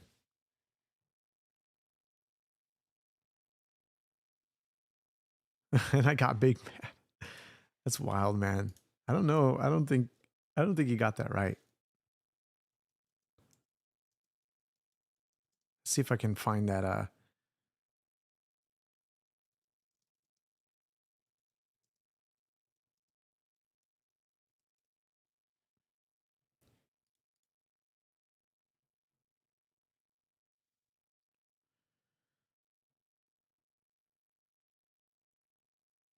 So he has compositional, saying the compositional devices, saying Licona suggests differences between the Gospels are often due to compositional devices employed by first century biographers to convey their message effectively rather than literal inaccuracies. His positions the Gospel within the context of ancient biography, which is a distinct literary genre of with different conventions from modern biographies. So he argues that the 35 to 65 year gap between Jesus' life and the writing of the Gospels is not a problem for historians, and that the Gospels contain eyewitness testimony. So he places the earliest Gospel, Mark, 65 to 70 AD, and Matthew in 80 AD, and Luke around 85, and John around 90 to 95. So they date, so the overall window is that Licona states that most scholars date the Gospels between 35 and 65 years after Jesus' death. He emphasizes, though, that this dating is consistent with the views, or with viewing the Gospels as ancient biographies. Again, the literary genre where authors sometimes use compositional devices that resulted in differences between accounts but maintained the overall message. Says that a time frame, he argues, is not a problem for historical reliability. But you say that you don't think that the Gospels are even reliable at all. They're not even considered scripture, not even true, not even real. I mean, maybe I'm over-exaggerating on your claim there.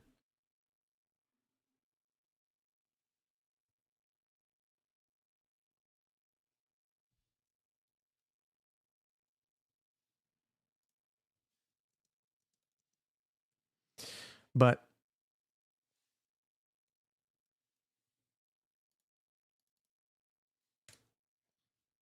what a great wife I have. But the problem with that is that they're basing these. He's basing this claim that because it mentions the destruction of the temple, that's the only reason why these would be placed after the temple, because now it's the fact that Jesus can't prophesy because he's not God. So Jesus can't prophesy the destruction of the temple before it was destroyed. So this has to be written down much later. I don't know. I mean, maybe that's the contention there. I don't know. But the only reason why Luke includes this is because it was after the destruction of the temple, or this was around that time. My claim was that the Gospels were written decades after Jesus' death. You agree? Yes or no? I don't agree that they were written. I mean, I guess we can say decades. How many decades? Of course, they were compiled, they were written, they were gathered, as eyewitness testimonies were gathered. But I do believe that during the time of Jesus doing the things that he did, Matthew most certainly was scribing down the very things that Jesus was doing during his day. So this was a long process.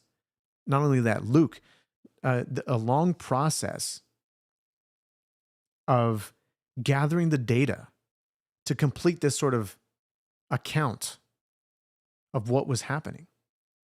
So the sort of, timestamp, or the final, okay, this is completed. You have to realize that this is also written. I mean, you can consider that this is also written during the time of Jesus' life, that Matthew's recording these things. You can agree? We have clarity. but there's no agreement here. So even if I'm going against the consensus of biblical scholars, doesn't really mean anything. Because in some cases, the majority aren't necessarily the correct ones. This is the view that I hold to.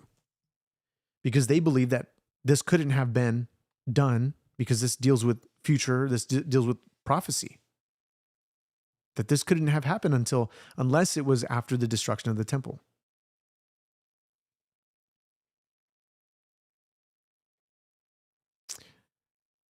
Cordy, you said, I believe the Gospels are true, just misinterpreted. Why do you believe misinterpreted?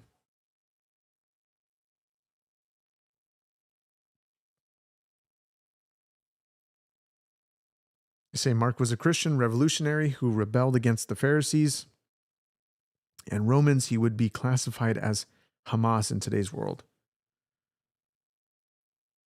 I do not agree with that statement at all.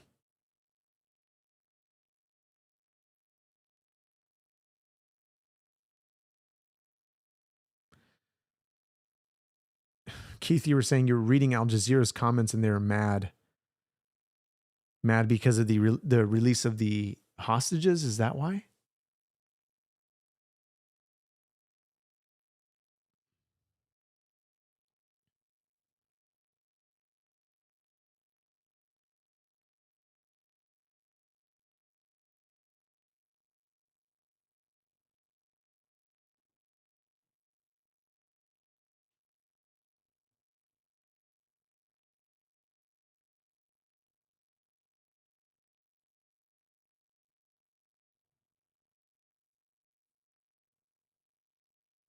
You're saying doubtful Matthew wasn't a skilled, educated Greek writer. Where's your evidence for that?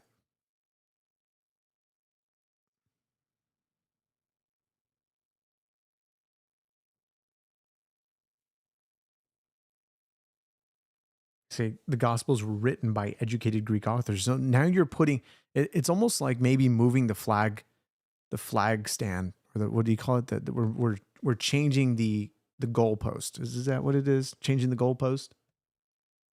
And we're trying to find out arguments as to why this couldn't be the case. So are you saying that the Matthew wasn't written by Matthew? Just because maybe you say that in some cases where people are arguing, yeah, because Matthew is writing in third person? Really?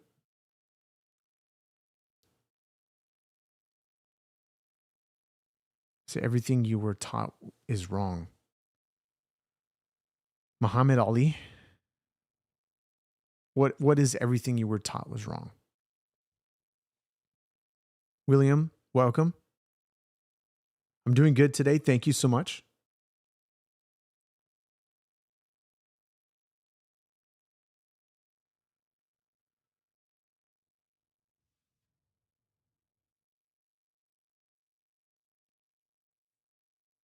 Say John and Mark are Hebrew.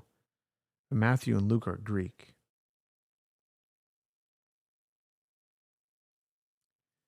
No, we have the Greek, the New Testament in Greek.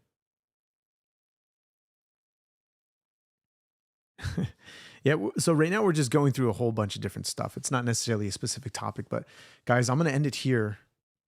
If you guys enjoyed what you're seeing, if you guys enjoyed any of the stuff that I've brought to your attention concerning all of these matters, hopefully this is a lasting peace deal with Hamas and that they will no longer, at least in the immediate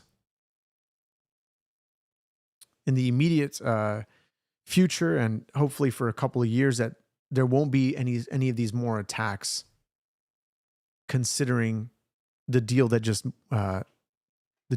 went down. I mean, there's probably always going to be some kind of attack, of course. This is not necessarily a complete ceasefire, but hopefully this is a sort of a step in the right direction to stop the nonsense from happening, to stop the killing from both sides,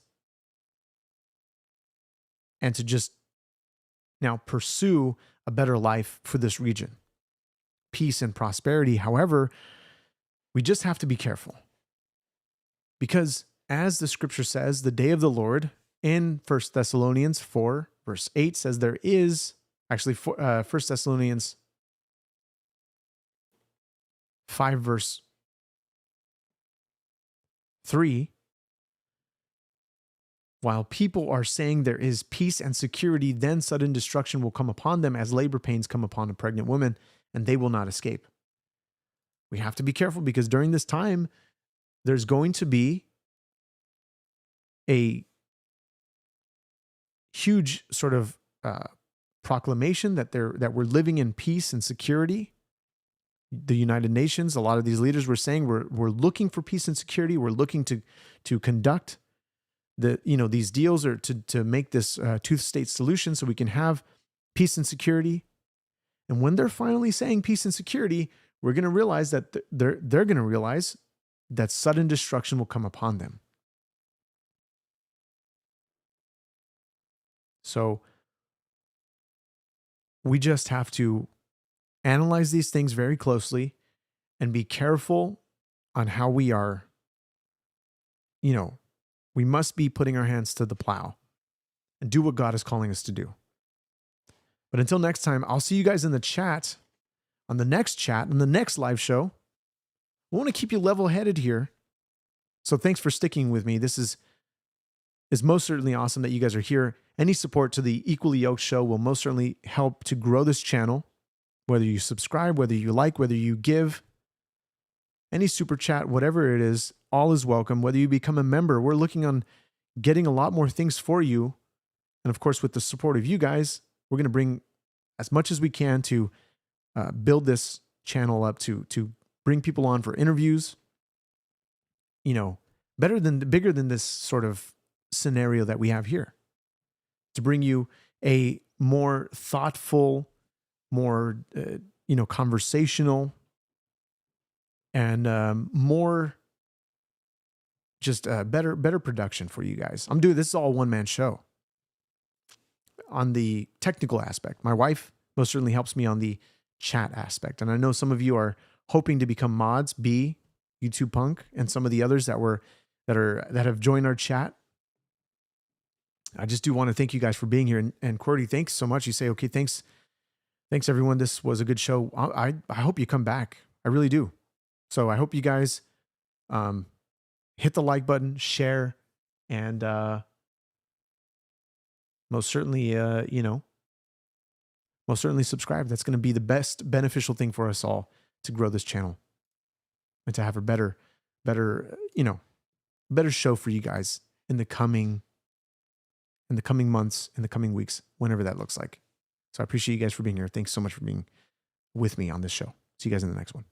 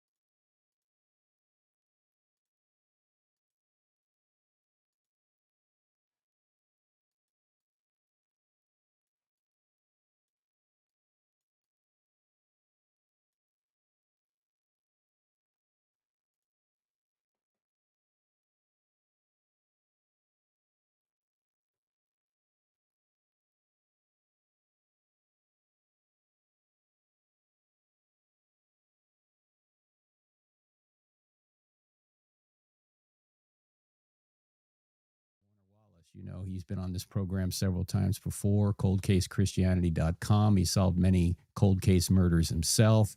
He's been at many homicide scenes. He knows how investigations are done, when information is released, when it's not released. He knows a lot about this kind of investigation. So Jim has researched some of these conspiracy theories. In fact, I asked him to do it because I just can't watch the video. And Jim has. So, Jim, thanks for doing all that. Why don't we start with the main conspiracy theory out there about the shooters, and let's just take it from there. Was there a second shooter? What does the evidence show? Well, this is I know for you personally, this is a tough thing to talk about. And so I did watch all the videos. I'm about a day behind. So there's probably some videos that came out yesterday when I was flying that I wasn't able to watch. But I think I pretty much got the idea of what is being said and the number of different kinds of claims that are being made. I think we should start, though, honestly, this is how we start with all investigations. You start with what is the affirmative evidence, right? Because we can always speculate about what evidence we might someday get, or we don't quite have yet. But we tell jurors all the time, you're not allowed to speculate in jury deliberation about what might be. You have to speculate. You can't even speculate at all. It's actually a term we use in criminal trials. Instead, you have to base your inferences simply on the evidence you have before you, not what you think could be out there. So this is the standard jury instruction. We should also embrace it when we're looking at this, even on a cultural way, like on YouTube channels, okay? What we have so far is strong evidence that this Tyler Robinson is the one who's involved, based on not only, you know, the video we have of his escape route, his own statements to people before and after the shooting. We have no evidence right now of a secondary shooter, but I can understand, we're going to talk about why these people are making these claims. But I think what we have right now, I'm looking at my notes, is you've got great DNA evidence that traces his path. We're eventually going to have ballistic, and we'll talk about all that. So right now, the evidence they have points to one suspect. Now, I think what has added to this conspiratorial kind of ethos we're in is that the FBI has made several posts saying, hey, we're going to investigate the possibility of a second shooter. Not because they think there's a second shooter. They're hearing the same noise that all of us are hearing. And they're going to have to knock down each one of these theories before they go to trial. Just let me say one thing, Frank. When we get done investigating a case and we have a suspect in custody that we believe is our guy, and it's sufficiently supported by the evidence that a district attorney will even file the case, and trust me, DAs don't want to file cases they're going to lose. So that the level has to be pretty high before they'll even file the case. Well, once we've done that, now we're thinking clearly about the trial and protecting the trial. So a lot of what we're going to do, those decisions we're going to make, are going to be about protecting the trial. Now, what I'm seeing online are a couple of things. A number of kind of simpler ones are the ones where people are looking at the crowd and they're looking at the background, who's standing behind Charlie, who's in the crowd off to the side of Charlie, and they are playing the video back frame by frame by frame from the point of the shot. And they're looking for little movements, little things that seem out of the ordinary. Now, this is just not a good way to do investigations, because you can find someone's going to scratch their ear at the time of the shooting, and suddenly it becomes something they think means something. And I've seen a number of these from both sides in the crowd, people in the crowd, where people are speculating, well, did that person in the crowd actually do the shooting? Did he have a palm gun? Did he have a gun that was shot from a cell phone? Because they're just seeing, this is why this is silly to just click back frame by frame and look for any twitch. Because if you were to actually do this at any point before the shooting or after the sound of the shot, you will find all kinds of twitchy movements. This is just the nature of humans that exist and get filmed on video. I think this is a poor way to start a conspiracy theory, but you do see it a lot. I mean, I've seen at least 3 or 4 videos now where someone's claiming that little movement from that guy, and it's not necessarily you, it's somebody else in the crowd. And so, of course, this is the kind of stuff that we're going to have to eventually knock down. And of course, the bigger ones, Frank, are the ones that deal with this secondary shooter, not just like there's 2 shooters involved and maybe the round came from an entirely different angle. Right. Yeah. The crazy thing about I'm the signaling the shooter. First of all, if somebody wants to kill Charlie Kirk, they know who Charlie Kirk is. They don't need somebody on the stage to say, hey, that's Charlie Kirk over there. Secondly, if he's looking through a scope from 100 or 200 yards away, he can't see me when I'm 25 feet to Charlie's right. And there's no motive anyway to actually signal anyone. It's crazy how this stuff arises. I'm still seeing people in my YouTube feed saying, oh, yeah, you were making signals. And let me tell you, you just said something that turned out to be true. You didn't know this was the case already, but as soon as we got to the hospital and handed Charlie off, the FBI was there and started interviewing each of us individually. Then a few days later, I get a phone call from the FBI wanting to ask me about the signal gate thing. Right. And so now, and here's the question, Frank. They're not calling you. Trust me, I've done this myself. Right. They are not calling you because they think, oh, maybe Frank's involved. No, they're calling you because they know a trial is coming. Right. And in the trial, every one of these issues is going to be a distraction to the jury. So what they do is they thoroughly investigate each one of these distractions, not because they think it's credible, but because they know that a defense attorney may someday try to make it sound credible. There you So go. you can't take the fact you were interviewed as any consensus amongst the investigators. They think this is true. That's never the case. Now, I think you mentioned something here. Like the motive seems to be a lot of this. Like, why do people create these kinds of conspiracy theories? Well, sometimes it's because they want to attribute ill will to some side of the political spectrum. You know, it's not really that side, it's the other side. Sometimes it's because they simply want to have, like, we are in a look at me social media world. And the way you get those kinds of clicks, and I can tell you, I went through all these videos, those are the most popular videos on those channels because they're mentioning Charlie Kirk's death. And this is one of the reasons why I think a lot of us have kind of resisted the temptation to leverage something this terrible just for social media clicks. But these folks don't care about that. These folks are actually, it's a motivation now to suggest a theory. Now, let me just say something about the way this is being done, because we have enough time in this first segment to talk about this. Look, in the end, all of these theories always emerge early, long before the trial begins. Why? Because it turns out the investigators are holding on to a ton of evidence that they have not shared publicly. And while they're holding on to this, something as simple as the autopsy report, they're holding on to this for a reason, right? They want to make sure they've investigated every potential accusation, every potential theory that's out there, and they don't want to release information to the public that later on might jeopardize the investigation. Here's what I mean. Often we'll be interviewing somebody and they'll tell us something that either they have to know from firsthand knowledge, which would implicate them in some way, or they might have heard it online. Well, we don't want them to hear it online. So when they do mention this little weird detail to us, we'll go, whoa, that's not been publicized anywhere. This is why often it's not as though agencies lie. And that's by the way, that's one of the biggest first assumptions on all these channels. You can't trust anything that the law enforcement agency is telling you. Well, I can tell you this, we don't lie. And here's why we don't lie, because it turns out our credibility is going to come into question on the stand during the trial. Here's what we do though. We don't tell you everything. That's a big difference.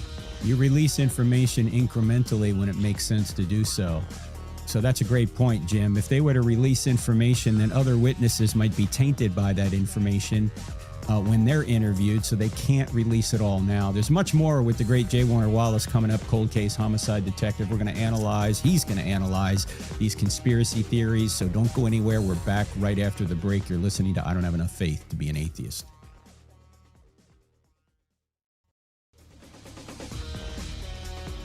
Can you trust what the FBI has said about the Charlie Kirk murder? How much information does the FBI release? When do they release it? What is the proper way to release information? Might they be withholding information for a reason? Well, my friend J. Warner Wallace, cold case homicide detective, will say yes, and he's going to unpack it further. Jim, why not just hold a press conference and tell us everything we know? Well, you know, it's why there is a certain distrust, I'll just be honest, between investigators and law enforcement often and the press. And the reason why is not because we think the press are just innately bad. It's because they have a different set of priorities, a different set of goals. They want, of course, to capture the biggest story possible because they want readership. Totally understand that. I get it. Our job, though, once we have somebody in sights and we're making this case and we have enough evidence to actually file a case with the district attorney, is to, like I said before, protect The trial is coming. You might have the right guy, but if you can't convict him, shame on us. So there's always kind of this sense that if I release this little piece to the press, well, then they chase it and they chase it. Then they make a statement that's not quite true. And then they talk to other people who make additional statements. And now I have a fire. I'm the reason why I have this fire. If I hadn't released that little piece, there'd be no fire. In the end, it's always safer to say less than to say more. Here's who we have in custody. And by the way, all of this will be part of the criminal trial. It's not as though you're not going to know what happened. You're just not going to know what happened today.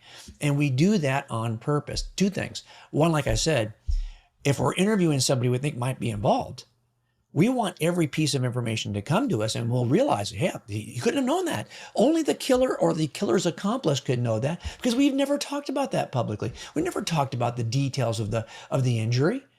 We didn't talk about that publicly. So if he knows, oh, this must mean something. So we want to protect our investigation of future suspects. But also, we eventually have a jury pool that we're going to have to assemble to do a trial. And the more the community and the public knows, especially the more famous the incident, the harder it is. And you've seen this in the last 5 years with all kinds of criminal trials where you had a jury that was really hard to select. And often, to be honest, I always tell people, right, where do you win your criminal trials? In jury selection. You don't win them in the opening statements. You don't win them in the closing arguments. You don't win them in rebuttal. You win them in jury selection. If you don't pick a jury that's impartial, you're done. So it's really going to be hard to protect that if there's a lot of information out there. Now, I think in the end, what I'm looking for is enough oversight. So I'll give you an example. Do we make mistakes in investigations? All the time. All the time. We're humans. But what I've always seen is that the less number of law enforcement eyes that are on the investigation, the more likely you are to make it a mistake. When you have more eyes on it, you get more people saying, well, why are you doing that? Hold on. What if we do this? And so when I have got multi-jurisdictional, a lot of eyes, state, local, federal eyes are on this and all those supervisors. This is why, for example, I always wanted a sergeant who had previously been a homicide detective because that guy knows what happens in homicide investigations and he becomes a source of wisdom for me. So when I see this investigation and there are so many eyes on it, now, can that also mess things up, Frank? Yes. I have. If there's a sense of pride and I don't want to share information with you, agencies don't work well together. I have not seen that though yet on this investigation. So I just want to, if you don't mind, I just want to talk about a couple of these alternative, kind of claims that are being made. What we're going to do, friends, is we'll put a couple of these in the show notes, like videos. If you want to watch them, I can't watch them. I just don't want to see them. But Jim has watched them. And I know essentially what they're saying. But Jim, pick one and explain what the conspiracy is, and then we'll comment on it. Go ahead. A guy named Range Day Bro did a YouTube video that was kind of referenced very frequently after he posted it by David Pakman, the PBD podcast, Heavy Duty Country, Hegshot 87, a ton of these folks. And I watched all these. Now, some of them, you're right. If you're going to watch them, they are going to replay in slow motion, frame by frame, stuff that you probably don't want to see again. And I don't either. I didn't find really any of them to be all that compelling, to be honest with you, for a couple of things. Here's the claim. The claim is that Charlie was shot, instead of shot from the front on the left side, and that's where the injury appears on his neck, that he's actually shot from behind on the right, and the bullet enters his body in a way that it emerges. It's an exit wound we're seeing, basically, there's their claim, on the left side of his neck, rather than an entry wound. So they're arguing there's an entirely different shooter at a different angle. So in other words, I always describe it like a piece of pizza, where you have a slice of pizza and the point is where Charlie is sitting. Instead of the shot being fired down one edge of the pizza slice, they're claiming it's fired down the other edge. And so this is the idea. Now, what are they basing this on? A lot of it is based on this close-up evidence, they say, from the video. We've got a couple other videos now that have emerged. And I'm watching these as well.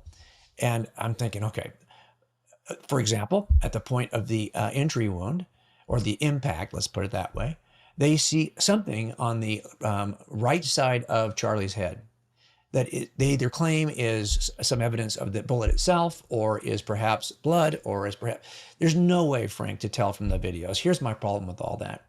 The video is two-dimensional. It doesn't even show you any depth. I have no idea how far back from Charlie any of that small little movement. You can't even really tell if it's an artifact of the video. There's just not enough evidence for this. And here's my whole point with all of it. So that's the major claim I'm seeing on the secondary shooter, that the bullet comes in from the right side, and then it exits from the left side. And I think the point here is they're trying to say, hey, this guy they've got, Robinson's a patsy. He didn't even pull the trigger. In essence, they're saying the round came from an entirely different direction. On the basis of what evidence? Now, here's what I would say. In the end, you know what's going to determine where the bullet came from? The autopsy. And, you know, there are people saying, Jim, there was no autopsy. Yeah, that's not true. As a matter of fact, this autopsy was a couple of things. First of all, let me just explain to people how the autopsy thing works. Every homicide or suspicious death, you'll have to have by state law, and this is true in Utah as well, an autopsy done. And the reason why we do the autopsy is that nothing is clear. What we're trying to do is document what seems to be obvious. No, that's the point of autopsies, to document what seems to be obvious. Here's what happens. And by the way, homicide investigators, I have to attend every autopsy of anyone who I'm assigned to as the case agent. If I'm going to get the case, I'm going to have to be present at the autopsy. In California, at least, we have a provision that allows the coroner not to go to the prelim. I'm going to have to go and testify at the prelim for the coroner. So I have to be there during the autopsy.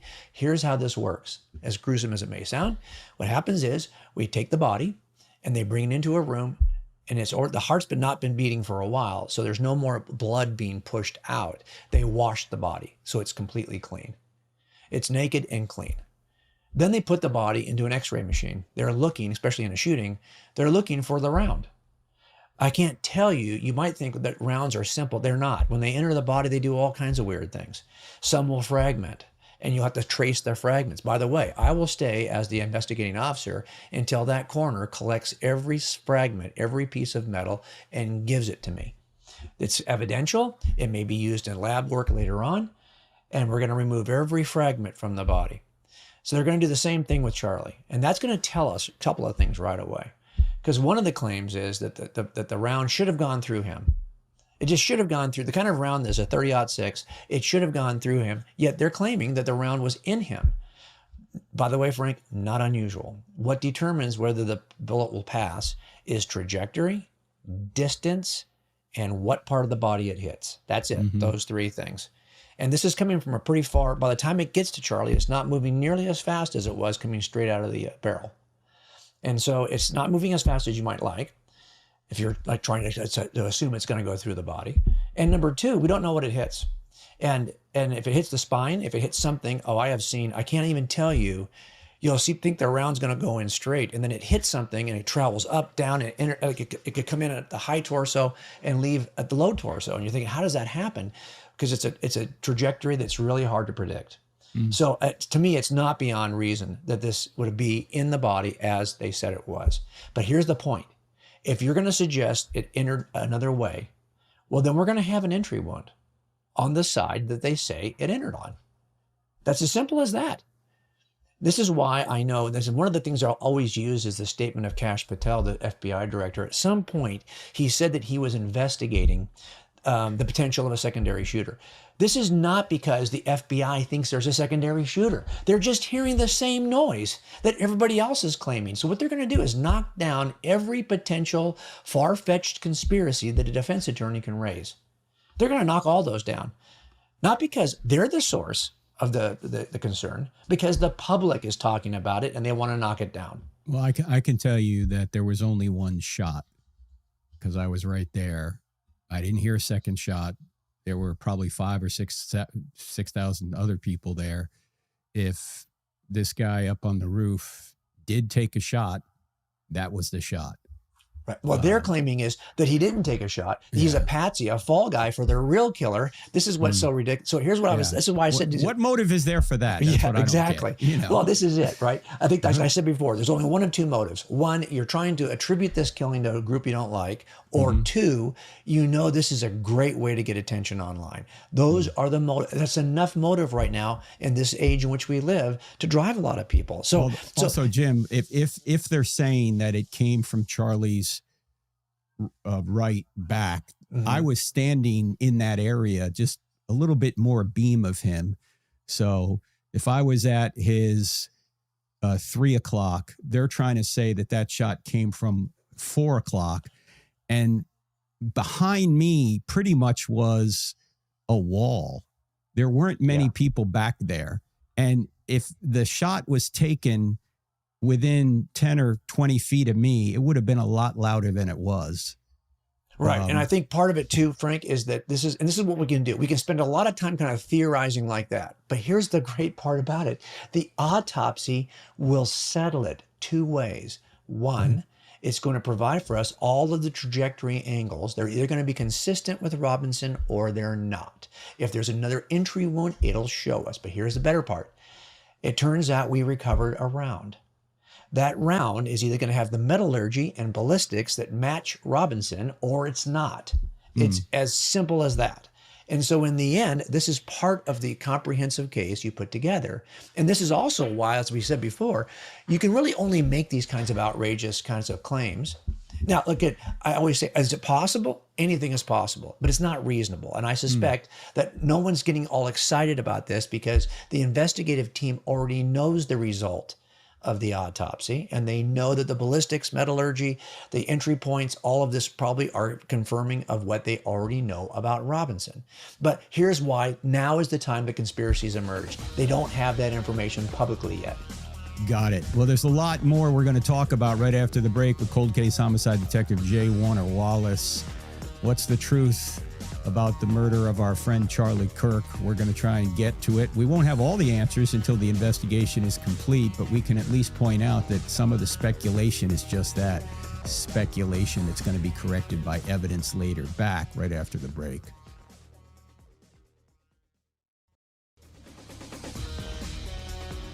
Who killed our friend Charlie Kirk? Was it Tyler Robinson from the roof, or was it someone else closer to Charlie and Robinson is just a patsy? Conspiracy theories are everywhere on the internet. And we know, of course, if it's on the internet, it has to be true, ladies and gentlemen, right? Yeah, crazy. Jim, we do know that they have recovered the round. Why is that important? Even if we don't know at this point what they discovered about the round. Yeah, so it's some of the claims you're seeing online is why have they not released the autopsy or the claim that there was no autopsy at all? Now, we already have from several independent sources, even skeptical sources, that acknowledge that the autopsy was performed. So we know it's been performed. And that's something that Turning Point has even broadcast, that there was an autopsy done. There was certainly enough time to do it. And when you do this kind of thing, even you might think, well, how do I prepare? We don't know what the private memorial service was for the family, but we have some pictures. Now you might think, well, if an autopsy was done, could you still have an open casket? Yeah, that's very common. Well, you saw Jim, Erica released a picture. Yes, I was in the room. It was an open casket for the family, but I'm not at liberty to say what else happened. But yeah, You saw him. It was an open casket. Yes. And you might think, well, how can you do an extensive autopsy, especially on this kind of an injury, and then leave the body in condition that you can have an open casket? Well, I'm not going to get into the details of this, but they have a way of doing it, a way of entering they can do all of it, including doing an examination of the condition of someone's brain, all of this, and then return the body to a position where it could be in an open casket. So there's so much that can be done in the autopsy. It does not preclude, nothing is precluded from the fact they did an autopsy. And that autopsy is important for several things. Number one, what are we looking at? Well, we're looking at all the wound trajectory stuff. We're going to be able to tell from that. And apparently, according to several now news reports, and even to what TPUSA has released, the round was recovered from his body. So, and it was very close to the actual entry point, which probably means that it hit something hard. And you can kind of see from, there's a couple of reasons why you might see the reaction that Charlie immediately experienced. But one of those might be that it either hit the brainstem, it hit something that would have changed the trajectory of the round, all kinds of things.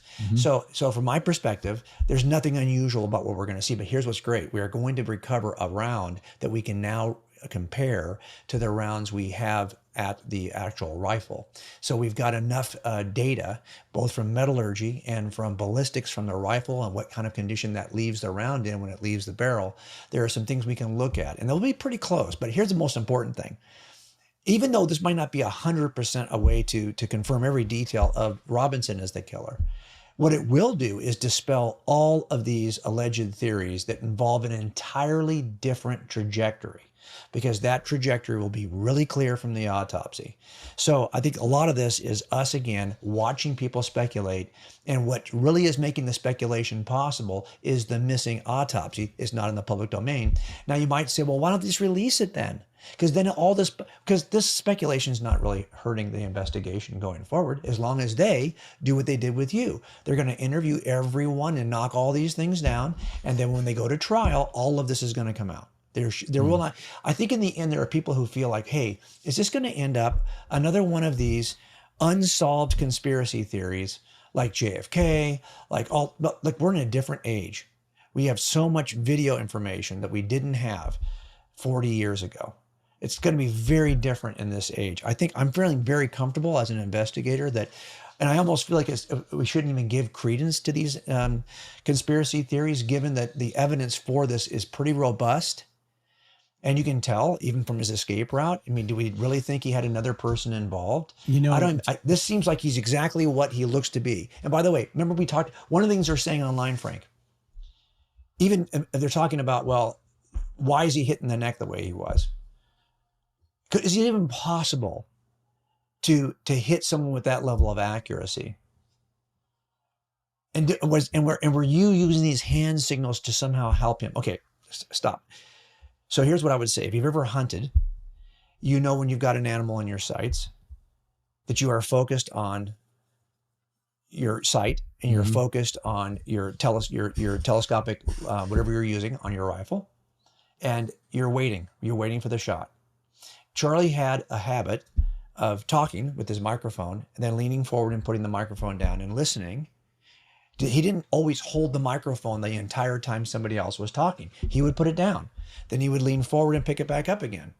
And if I'm scoping just on his head, there's going to be times when he's going to be out of frame and back in frame. And that's why I'm going to have to my eye has to stay in the scope, because I'm looking for the shot when he comes back into the scope. As gruesome as that sounds, that's the way anyone hunts.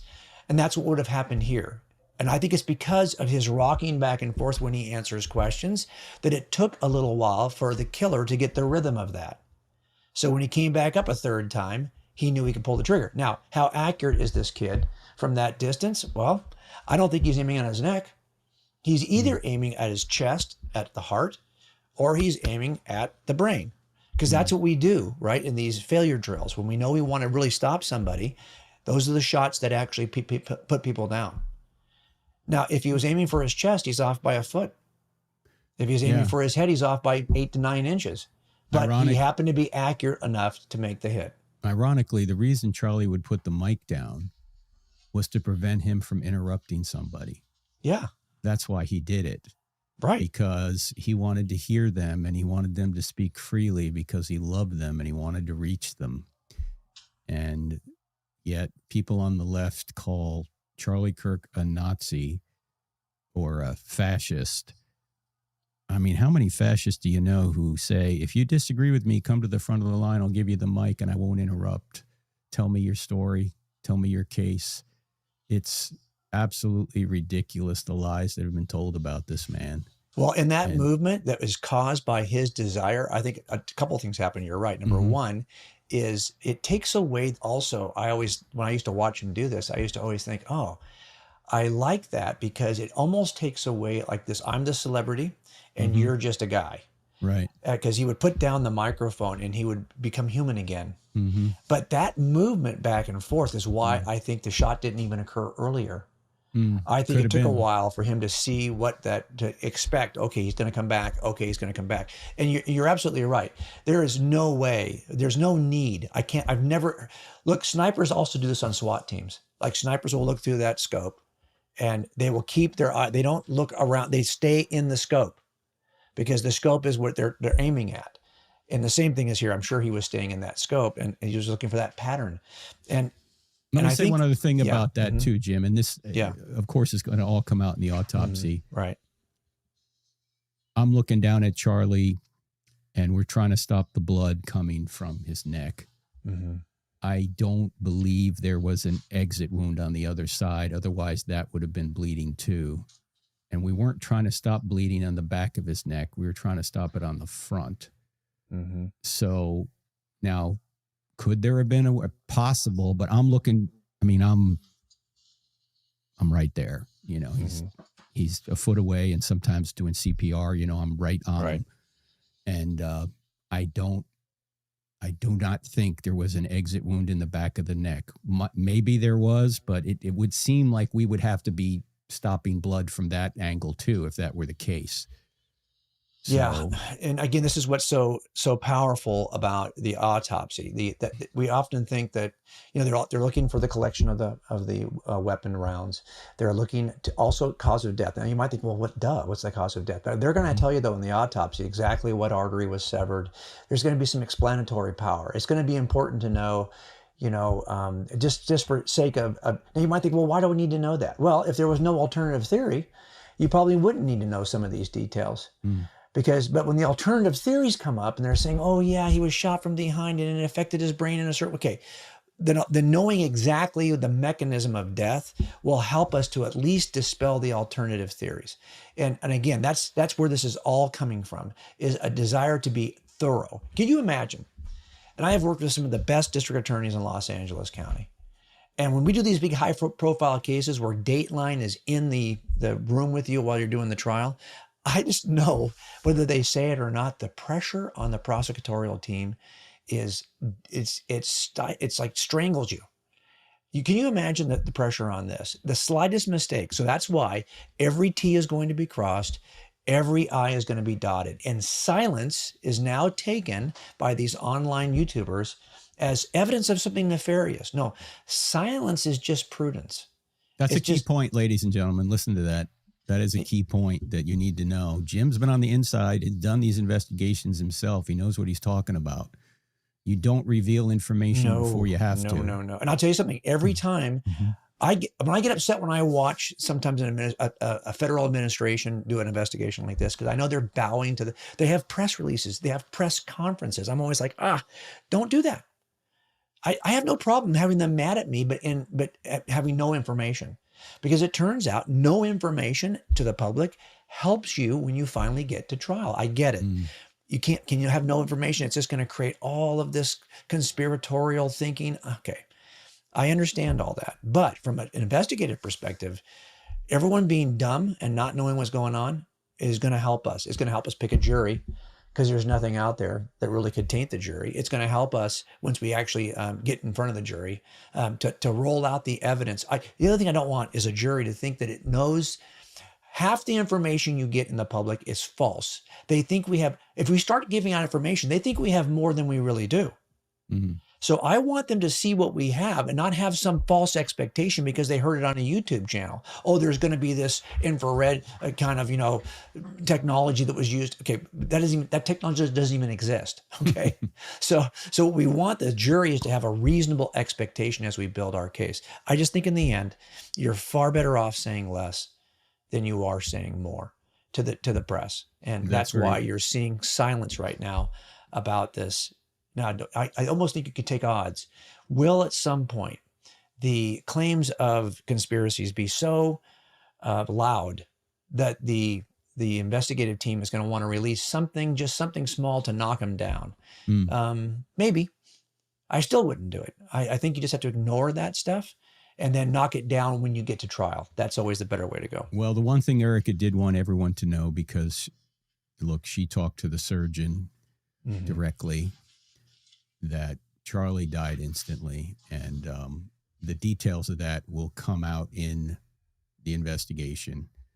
It is true we got a heartbeat when we got to the operating room, when we got to the hospital, but that was just because Charlie was a healthy guy. His vertebrae, well, I'll let the report come out. We'll see. It'll all come out, ladies and gentlemen. These conspiracy theories are just that. They don't have evidence behind them. They have a lot of speculation. evidence will lead us to the truth, and it's being gathered right now. We're just going to have to be patient. We have another segment with Cold Case Homicide Detective J. Warner Wallace, coldcasechristianity.com, coldcasechristianity.com. Back right after the break.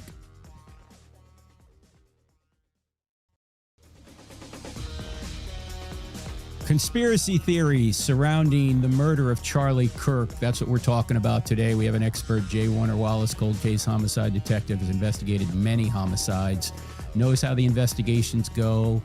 And so we're talking about the different theories that are out there. There was a second shooter from another angle, all this, or Robinson didn't really pull the trigger. And Jim, there's been some skepticism that Robinson is the killer because apparently the nature of what he said on Discord to his boyfriend wasn't convincing to people, or what's the issue there? What's going on there? Yeah, some of the statements that were made, even to friends, other people, especially to his live-in mate, was like, okay, so does it sound like a normal conversation? It sounds kind of stiff, almost as though he's trying to say it in a very formal way that will get the boyfriend off. In other words, make sure that he'll never be prosecuted for this. Well, okay.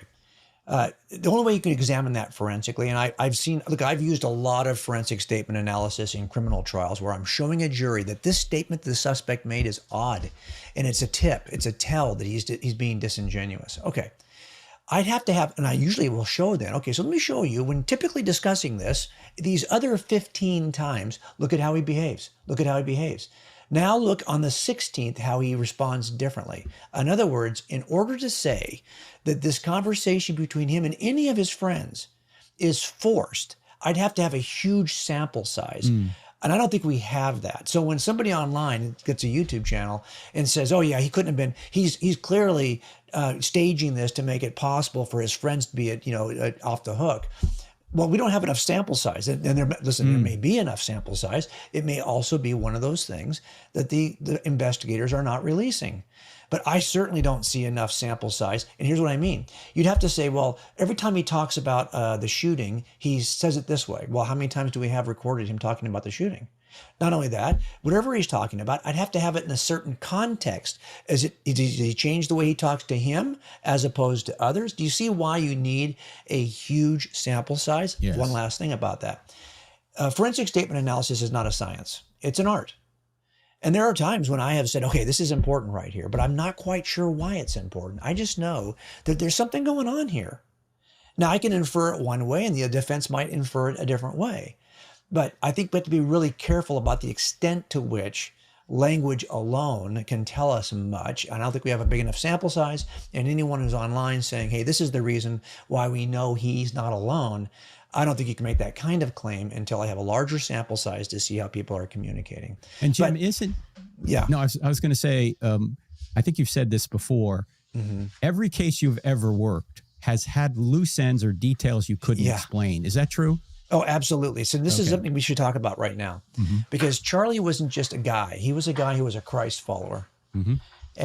And he had a lot of exposure to you. And we've all talked, you and I have talked, I'm sure you talked with him as well, about the nature of eyewitness testimony. So much online right now, skepticism about who's the killer is because you might have one person who saw the entire thing and they reported it this way. Another person who was there also who saw the whole thing reports it a slightly different way. And then suddenly the YouTuber is skeptical. Oh, this is either a lie. Something's not, listen. I've had multiple eyewitnesses on many of my cases. They never agree entirely. And sometimes it drives you crazy because you know the defense attorney is going to go after this. They're going to say, see this difference? You can't trust this guy. He says it's slightly different. No. Everyone comes in with their own set of priorities, their own things they love. They love guns or they love a certain kind of clothing. They can tell you more about those things that they're interested in. And they sometimes won't even pay attention to things they're not interested in. And the accounts have to be puzzled together. Charlie knew the Gospels were exactly like this. He knew because you talked to him about it. You and I have been talking about this forever. Eyewitnesses don't agree, and the investigator's job is to put those two together so they lock in and you have the fullest, most robust picture of what happened. And Charlie knew that was true of the Gospel authors, that each one sometimes describes the exact same event, yet the difference is tangible. You're like going, how can they say it so differently? That's what eyewitnesses always do. When I first opened the Bible at the age of 35, what intrigued me were the differences. So when I'm reading through these Gospels, I'm going, wow, this has got a flavor, a texture of disagreement, or at least of kind of like you have to stitch these things together to make sense of it, that is very common in true eyewitness accounts. And so this is why when Charlie would talk about trusting Christ as Savior, he wasn't talking about, oh, just pick anything about God is close enough. No, he actually knew that we could trust what the Gospels were saying about Jesus, that he lived, worked miracles, taught a crazy upside down backwards ethic that most of us, it shaped all of Western civilization. Mm-hmm. And then he rose from the grave to demonstrate where his authority came from. This is what I think we have to kind of focus on going forward, right? That the very confidence that we have that there is a truth about anything starts with confidence in the truth about the resurrection. Mm-hmm. And when you have that kind of confidence, it changes things. And you're seeing that people now are looking to say, well, wow, what gave him that kind of confidence? What gave him that kind of boldness? Could it be that it wasn't just a passion for politics? Could it be that it was a passion for a Savior that was, he knew, not based on his own feelings or his own experiences, but he just knew. Now, here's what will happen. If you'll start reading the scriptures and look at the gospel accounts to see what they say about Jesus, you will get to believe that Jesus rose from the grave. But if you'll read the New Testament to see what it says about you, you'll suddenly embrace the values that Charlie embraced. When you know that you're a sinner in need of a Savior, when you recognize that in your best day, you're not even close to a holy God, when you recognize you might have good days, but you've never had a morally perfect day, and I'm sure Charlie would admit that for himself as well, then you know that Savior you've already identified on the pages of the Gospels because you tested them as eyewitness accounts is also the Savior that can solve your problem and start a life that changes everything. You see now, thousands of people are willing to consider what was it that formed the confidence for this man.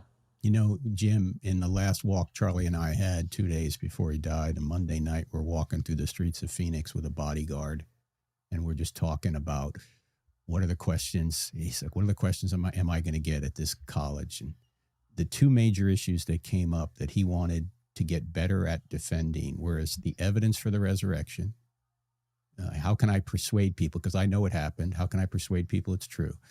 And then how could I convince young people about the beauty of the family to get married? And I know that's big between you and Susie. I mean, you guys are doing marriage.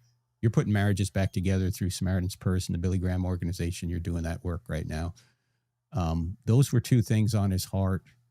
And this coming week, the next podcast, we're going to have Mikey McCoy, Charlie's chief of staff, and his father, Rob McCoy. And Mikey just texted me. He said, you know that Charlie died at the peak of his faith.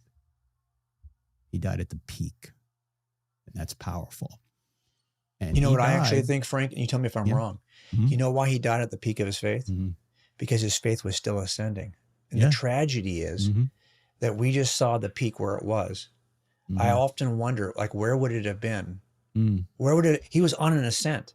Yeah. It would have been even, that's the tragedy of all of this, right? Right. But God can bring good from it. He can ripple forward good. I think he's bringing forth a tsunami of good, as I said at the memorial service. It doesn't take our pain away right now, but it does help us realize that we're here for eternity, that eternity is on our hearts, as Paul says in 2 Corinthians 4. We have to keep our eyes on eternity.